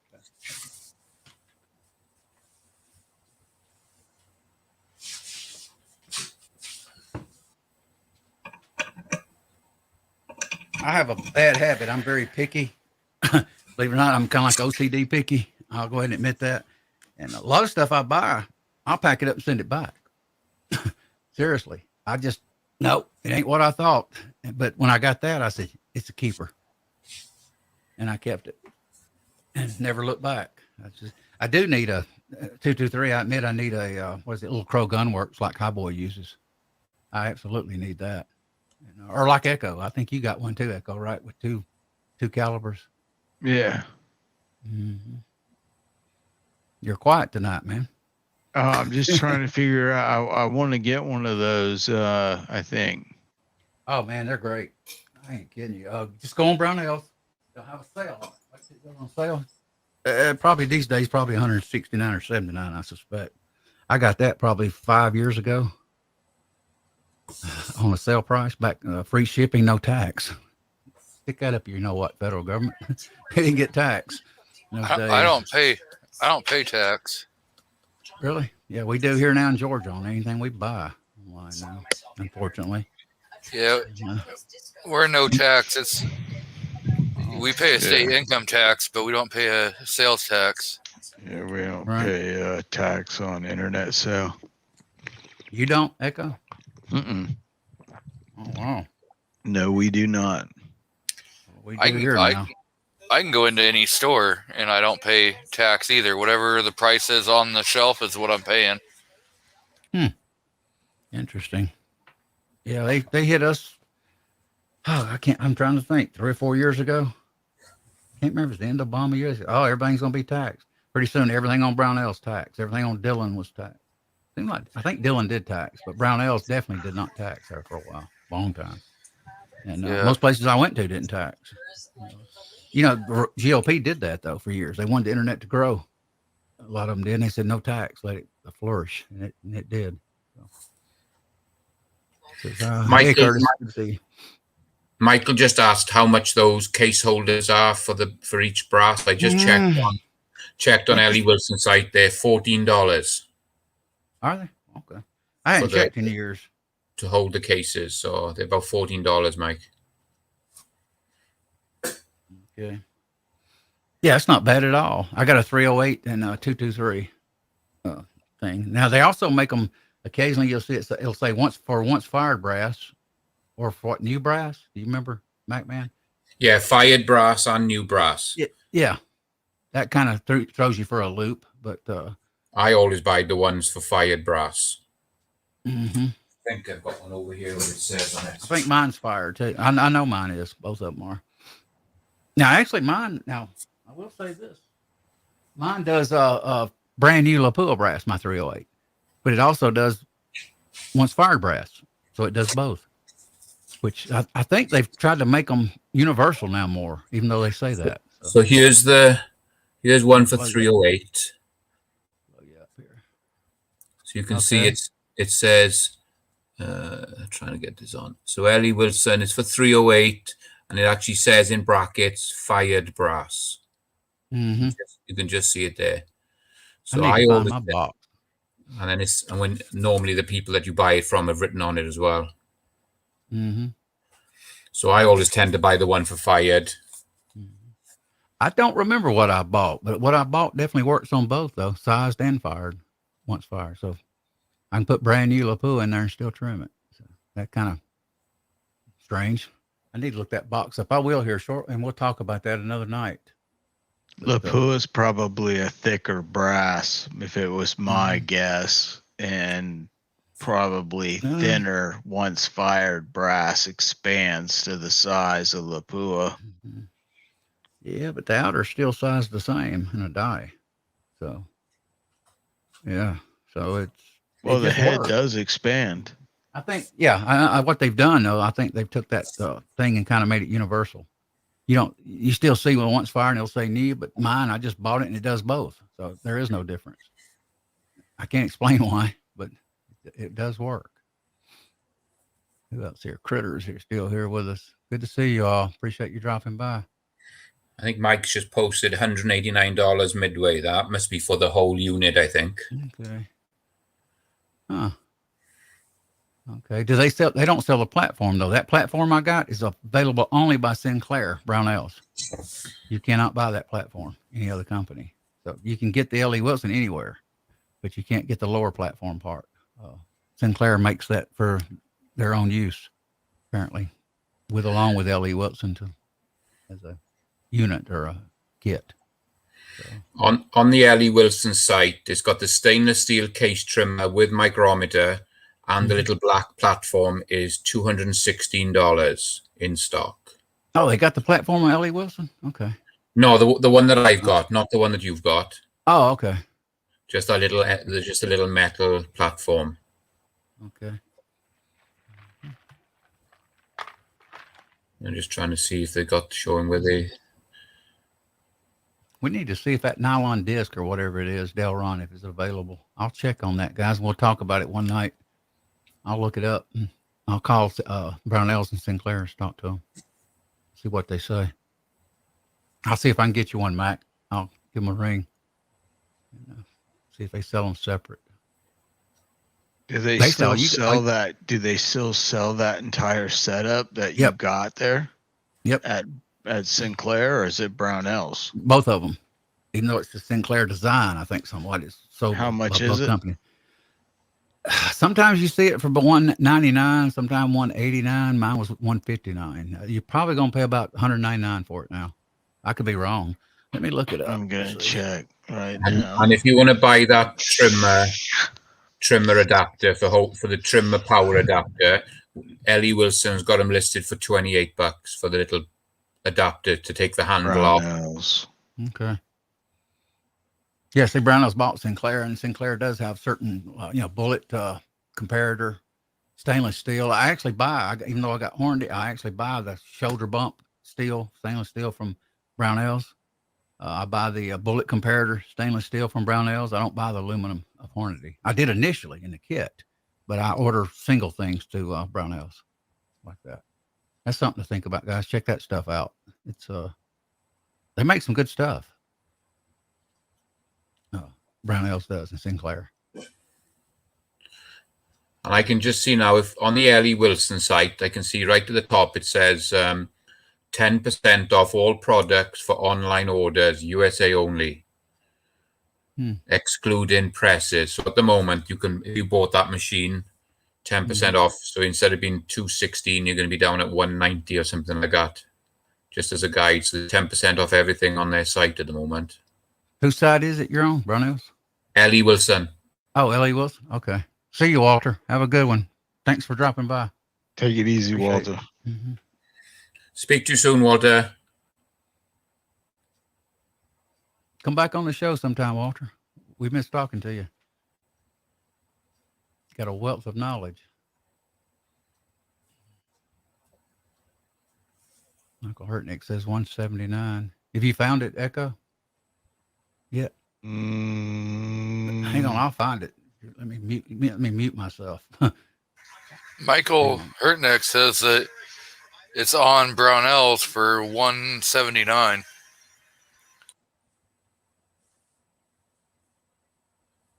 Okay, got you. Yeah, that's a good price. That's for this day and age. You ain't kidding. That's not bad. Like I say, I think I paid $159, but that was a long time ago. You'll like it, Echo. I It's see it for precision machine, man. 162 on Brownells right now for the stainless steel with the. But then again, I got a dealer thing, so that's probably why I got a little bit of a discount. You got the platform and the white disc and everything with it? The whole kit? Hell if I know. See, they sell different ones. They sell the single, Yeah, like I Man know, bought, just you do your see. own platform. So that sounds That was about a right. stainless steel trimmer with stand. Yeah, that's it. Sinclair. Mm-hmm. Make sure it's got the micrometer on it, though, Echo. Yeah, and the stainless micrometer is better too than the aluminum. The aluminum I didn't like, but that was my personal, taste. The stainless steel, it's bang up good. And you'll notice I kept my Allen wrench in it, and I very, very rarely ever turn. I just leave it there so I don't lose it. So I may end up taking it out now because I got magnets. Walter got me buying magnets here a few years ago. So I got magnets on all my presses everywhere. That's a good storage system too for your I see one with stainless steel. It's $129. I tell you, it's a good trimmer. I'm not kidding you.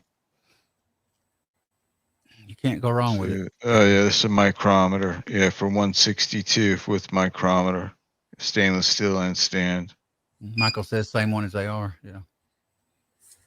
I mean, when you get you 3-in-1 oil or 20 weight motor oil. 3-in-1 in a little can. I clean it. I put a drop or two down in it. Phew, boy, I mean, it flies. It's precision. It is nice. I've never did it like Macman does, but I'm going to look it up and do it.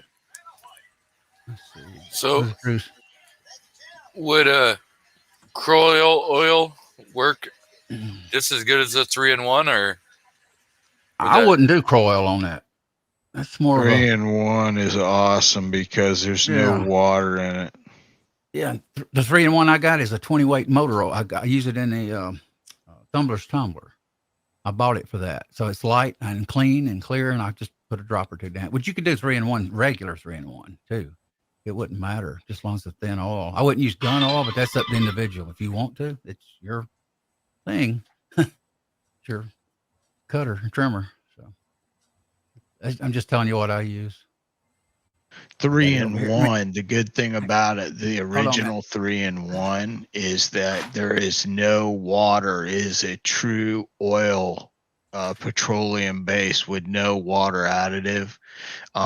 It's the only oil that's made that you can use in high quality sewing machines. And I know this, my buddy used to be a sewing machine repair guy, and 3-in-1 is his like number one oil that he would go to for every type of sewing machine. And some of these machines cost $7,000 to $8,000. It says here, engineered for 1/4 horsepower motors or larger. It's 20 weight. Can't read it anymore. It's RE something 20, 3-in-1. So I bought it for the Tumbler's tumbler, and I just started using it in the trimmer. But it would you use that on the ram of your press? I use Vaseline now, believe it or not. I did use motor oil, but Echo got me using Vaseline, and I like it better, and it works. I was going to use and you could red and tacky. I just didn't want to put it in the grease gun. Do you use that on your Dillon as well? Yeah, now I do motor oil on the Dillon. I do the red tacky on the Berserk fittings. And the ram I raise up and take my finger and wrap around 30 weight motor oil, and I rotate it. That's all I use on the I do use a blue grease occasionally on the shell plate and the head of the shell plate bolt. It's a blue called Ultra Lube 4X from Home Depot. It's for bearings. I've got a whole tube of red and tacky over there now in the drawer. I haven't opened yet. I use the same thing Dylan does. They use red tacky on their joints on one of their old videos, and they use blue on their shell plate. So I went and bought the same thing, and it works. But just motor oil on the ram, it works good. You just take your finger, stick it in there, and run it up and down. And you say you use Vaseline on your T7, do you? Yes, and it works great. I have just a hair play in this ram. So minor, you can just feel it barely. Well, when I put the Vaseline on, it's been gone for what, a month now, 2 months, Echo? Yeah, 2 months. Yeah, it's just tight. It's still, it don't move. You don't get the Vaseline clogging on the top of the press there with the round. No, not at all. Not at all. It does not do that. Now, once you run it a few times and wipe around the edge, I don't have no buildup. It's just, and it's smooth. It feels like it's riding on liquid ball bearings. Look at there. See, I've got it adjusted. It just sits there, even at half 45-degree angle. It's just, it tightens up that ram like you wouldn't believe that Vaseline. And like I say, red and tacky would work too. So any of it would work, but Vaseline definitely works. And I've only put it on, I think, once or twice. I know once. Usually to get that minor play out that annoys me, I would do the oil, and it would take it out maybe a week, some time or two, and it would slowly push out. But once you put that Vaseline in there, or that red and tacky, it gets in all the grooves and stuff of that press and locks in there. I mean, it just bonds to it, and it's just makes it almost like a piston in a motor. I mean, it's smooth,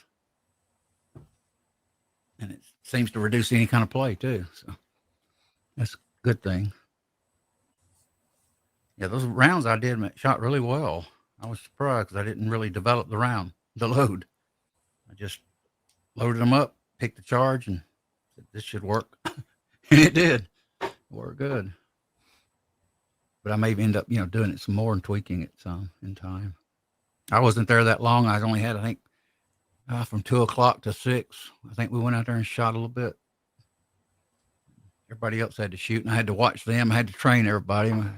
My daughter, she wouldn't put her cheek down on the gun. She'd hold it kind of weird. And I said, turn your feet this way or your legs. You know how beginners do. I mean, I sit there looking, I said, boy, you stand weird. I said, it's amazing how weird people can shoot when they start out. But they do. Some of them. I got her a little bit in form, but I'm going to work on her more. But she's over her fear now of AR-15, and she seemed to really thunder that thing clap. Boy, scared the crap out of her. I said, it's just noise. Don't worry about it. It's the muzzle brake, the nature of the beast. So, where's my funnel? I'm still loading some 9mm occasionally, guys. Let me get the bullet on this, and I'll read the chat and go over everything. I'm going to try to order me some new brass if I can find it. If you find any, Echo, let me know. Any what? 9mm brass, you. Give me a. Oh, hell yeah. Yeah. Apparently, it's getting like primers, or it's like primers. Yeah. Nowhere to be found. Let's see what this does. Yep. Chamber's good. Is this what you want, Echo? Hang on, let me pull my ugly mug off there. Is that what you want? Whoa. What is that? New brass? Oh my gosh. That's not new brass, is it? No. Once fired? It's once fired or twice fired. That's good brass, boy. Yeah. I got 3 boxes of this. Wow. I got some once fired, but I don't have a lot. I got Willie Bullet Man sent me some here a while back. I don't tend to buy new pistol brass. Mm-hmm. I think it's a way. I don't know. Well, I don't know. I just find it expensive for what it is. So I just, I got a guy that I can buy brass off. I buy 1,000 pieces for $30. Yeah. And most of this one's fired. I've seen it as low as, at one time, like $24 for 1,000 rounds before the COVID. Let's see, whatever. Laughing Critter. I knew Critter'd probably say something. Laughing my off. Vaseline only increases play. No, it don't. it actually stops round play in a press. I think you may be talking about something else, knowing you, Critter. Ram play. Yeah. Only increases play. Yeah. Well, yeah. I ain't going there. CW said my bro-in-law had a HK91 that did that to the brass. Okay. Oh, HK91s will destroy brass. There's Critter's comment. I've Make me shot erase it. dozens, at least a dozen HK91s, some full auto, and they destroy brass. It's a delayed roller cam system like the most HKs have, and they're blowback, and they just shred brass. That's what I call it. I should have called it a puck. It almost looks like a hockey puck on that lathe or trimmer. I used to be sponsored by 3-in-1 Oil. Let me put that up there. Drew Bradley did. Or WD. I didn't even know WD purchased it. Go figure. Every company now is selling everything off. They do it like they do the mortgage of the house. They seem to buy stuff. Man, I tell you, this country got weird. Companies have. Used to, had a company, you kept it in the family or kept the company, same owners for hundreds of years, 100 years. Until one family generation inherits it and they get told what it's worth, and they don't want to have anything to do with it. They want an easy way out. Yeah. What's Cavina's right? Kroll will take off blue. Yeah, I didn't know that. Let's see. Drew says, what is that? Okay, I can tell you. Go ahead. I can tell you one thing. New brass for 9mm is pretty spendy right now. Mm-hmm. So 50 barely. It's like $54 for 250 rounds of brand new brass. Wow. What kind of brass? I've seen top brass. Okay, they're a little high. I've seen them before. It's on mid South Shooter Supply. You can get a 1,000 count for I think 230. Yeah, brand new brass, right? Yeah, brand new brass. Yeah, I think I sent. There's Everglade Ammo's got one called Jug or Jag. Remember, Echo? I talked to you about that. Yeah. Jag brass. I didn't ask him about the brand. I never heard of the brand Jag brass. So they had it pretty reasonable a while back, a few weeks ago. But like I say, I didn't buy it. I'm not familiar with it. I prefer Starline. And, the only reason I want new brass too, I want to make my own self-defense rounds, and I kind of like the new brass. But really, do I need them? Nope. The range-fired brass works perfect, just like MacMan says. I mean, well, it's work. And they're cheap. The Mid-South Shooter Supply has the Jag brass.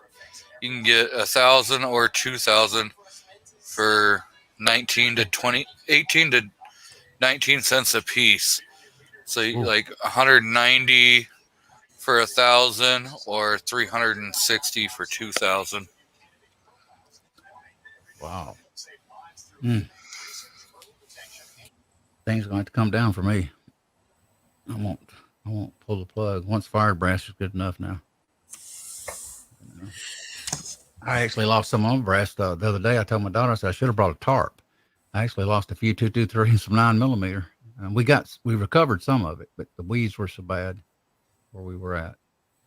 And talking about spiders everywhere and things biting you. Something bit me on the arm, on the shoulder. And I'm sitting there going, hey, what's going on this property? There's every kind of wildlife you can think of there on this property.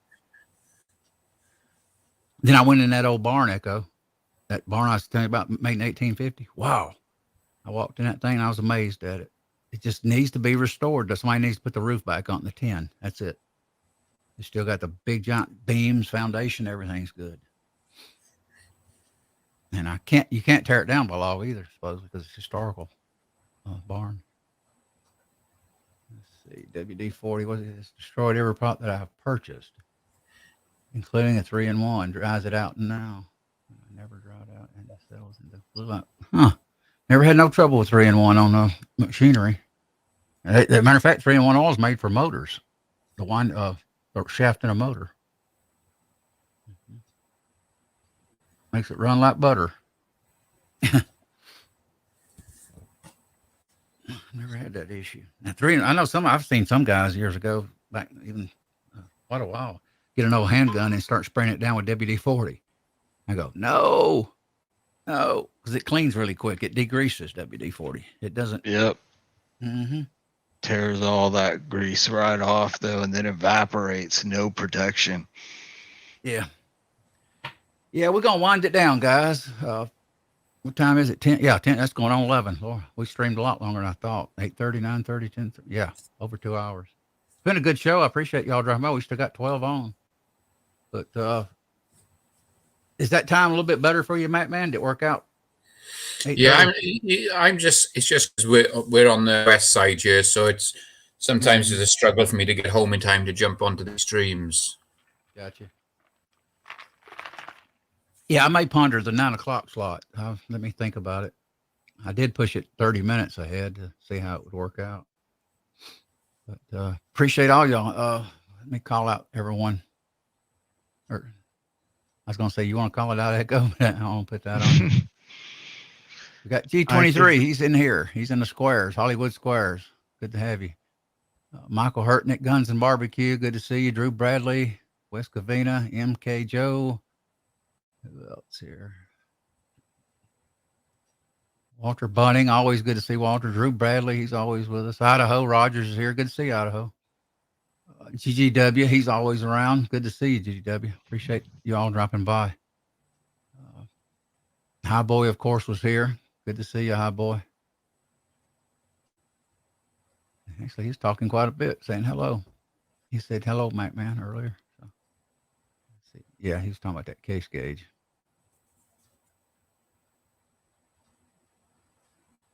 MCK, he's here. Good to see MCK. Critter, let's not forget Critter. Remember his Vaseline joke? Yeah. Mario, good to see you, Mario. Appreciate you dropping by. Oh, Battle Bean. Anyway, yeah, we appreciate everyone in the side chat very much coming by and hanging out with us tonight. West Covina Dodge, good to see you. Pat's hanging out with us. Curtis Long, good to see you, Curtis. You need to come on live sometime, man. I sent Curtis a link. Did you? Mm-hmm. Okay. He might have been busy. I think I've got everybody. Let me keep scrolling. Sometimes people pop in near the end. Yeah, I appreciate all of you for dropping by. Yeah. You got Willie Bullet Man out there. Yeah, Willie. Good to see you, Willie. Let's see. Critter's still on. Yeah, so I just now got to Willie. It takes a while for me to scroll this. Really read. So. Michael Hurtnick is out there. Michael, good to see you, Michael. That's it. Mac Man, he's here. Echo's here. I appreciate you, Mac Man, coming on. G23, appreciate you dropping by, brother. Appreciate you, Echo, for co-hosting and helping me out. No problem. It was a pleasure. He's like my wingman. And then I'm his wingman, seems like most of the time. So it kind of helps you when you got two working on this stuff, believe it or not. It keeps you going. But appreciate you dropping by, Mac Man. Jumping in. No problem. I always enjoy it. It's always fun. Mm-hmm. Yeah, I enjoy looking at your stuff. You got some good stuff, man. I remember your rifles. Well, I was impressed. Yeah. It says here, High Boy says, I am looking at the L.E. Wilson trimmer for my 300 PRC. Don't know what, 1045, he said. Oh, you won't regret it, High Boy. I'm impressed. I love that thing. L.E. Wilson trimmer. Yeah, I'm going to buy one of those for my rifle. Mm-hmm. You like it too, mate, right? I mean, it's great. That's the only thing I use now. I watched some videos on it, and I thought that that's the one I want to buy, and I bought it, and it's great.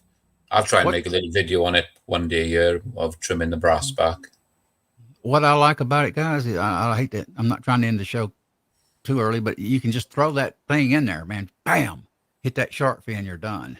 That I like. It don't seem to hurt your hands, so that's nice. Yeah, McMahon said you will love it. So W, did I call you? And hi, boy, yep, I called. Okay, man, appreciate y'all dropping by. What you up to this week? I'll go ahead and go down here to Mac, man. Start out saying goodbye. I'm definitely going to go shooting this week. I got some pistol rounds made up. I made some 300 blackout, so I'm going to go shooting those. I want to go and shoot those Henrys. I haven't shot them yet. I've had them about 8 months, and I haven't shot either of them, so I'm going to go and shoot both those. Sounds like fun. Just going to try and blow it a little bit up in the range. Just try and blow through some ammo this week and see how it goes. Chronograph it and see how well everything's going. I'm going to ride out to my daughter's again because I had a good day there. A few hours. I had a blast. And what's good there, I have no range officers. So I don't have to listen to crap. I just go there and shoot. Yeah, that's good. I enjoyed it. G23, what you up to? You want to say goodbye to everybody? Well, everyone have a good evening, and thanks again for inviting me onto the stream. I got a couple mail call videos and thank you videos I got to send out and film this week. And then Saturday evening, I do my live stream. So if any of you guys want to jump on, just say something and I'll shoot you a link. Yeah, I'll try to jump in there, G23. Sometimes I don't. On some of the channels, I don't seem to get around to them. I spend so much time on YouTube looking at everything from video stuff to audio stuff. And me and Echo's going to go, I'm going to go 4K and with a higher grade camera, get rid of this Logitech. So the only thing bad about like 4K, if you do it for shooting videos, you're going to have a good amount of processing speed. And when you go to upload it to YouTube, it's gonna take quite a while for it to actually upload because of the file size. Yep. And then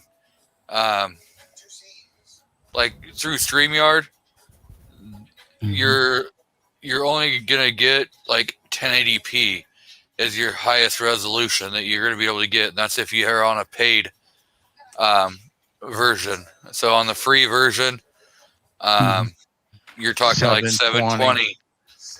Yeah, I'm on paid. We're not getting the cam DSLR for the resolution for streaming. We're getting it for the lighting ability. It will give us depth and lighting. Our light will be better, easy to adjust our lighting. You'll be able to see the presses better. Everything will be better. Yeah, it'll be much clearer. Plus, Yeah, you'll be able to change camera lenses over to a 300 millimeter zoom and make a target camera at 100 yards look like it's 5 feet away. So basically, I'm gonna do some 4K. I'll tell you why. When you do 4K, YouTube puts you at the top of the food chain. I'll stream 4K because it will. Even if you're streaming 4K at 1080, it's going to be 1080 that looks better than anything else that you've seen. And even though you're watching it on your TV in 1080, it's going to look better than 1080 that's shot in a camera that only does 1080. Yeah, if you look around the channels, you'll see that like Ultimate Reloader, he's been using a Lumix for years. At least he was the last few years ago. Yeah, that's 4K. So Panasonic makes one that has no timer. I mean, you can just literally keep shooting 4K video, and it don't get hot. So, but anyway, appreciate y'all coming by. What you doing, Echo? I am gonna buy a new case trimmer and and basically cry over spending another $160 I don't want to spend right now. Well, it's a good trimmer. You can't take it with you, Echo. You may as well spend it. I know. Drew says, absolutely. Let's learn stuff. Okay, man. It's good seeing you all. Appreciate it, every one of you. Thanks, especially for dropping in, G23 and MacMan and Echo. And enjoy the side chat. It's been a good conversation. So you all have a good one. We're going to sign out here and end it. We'll be on the backside. Have a good one, folks. Thanks, guys.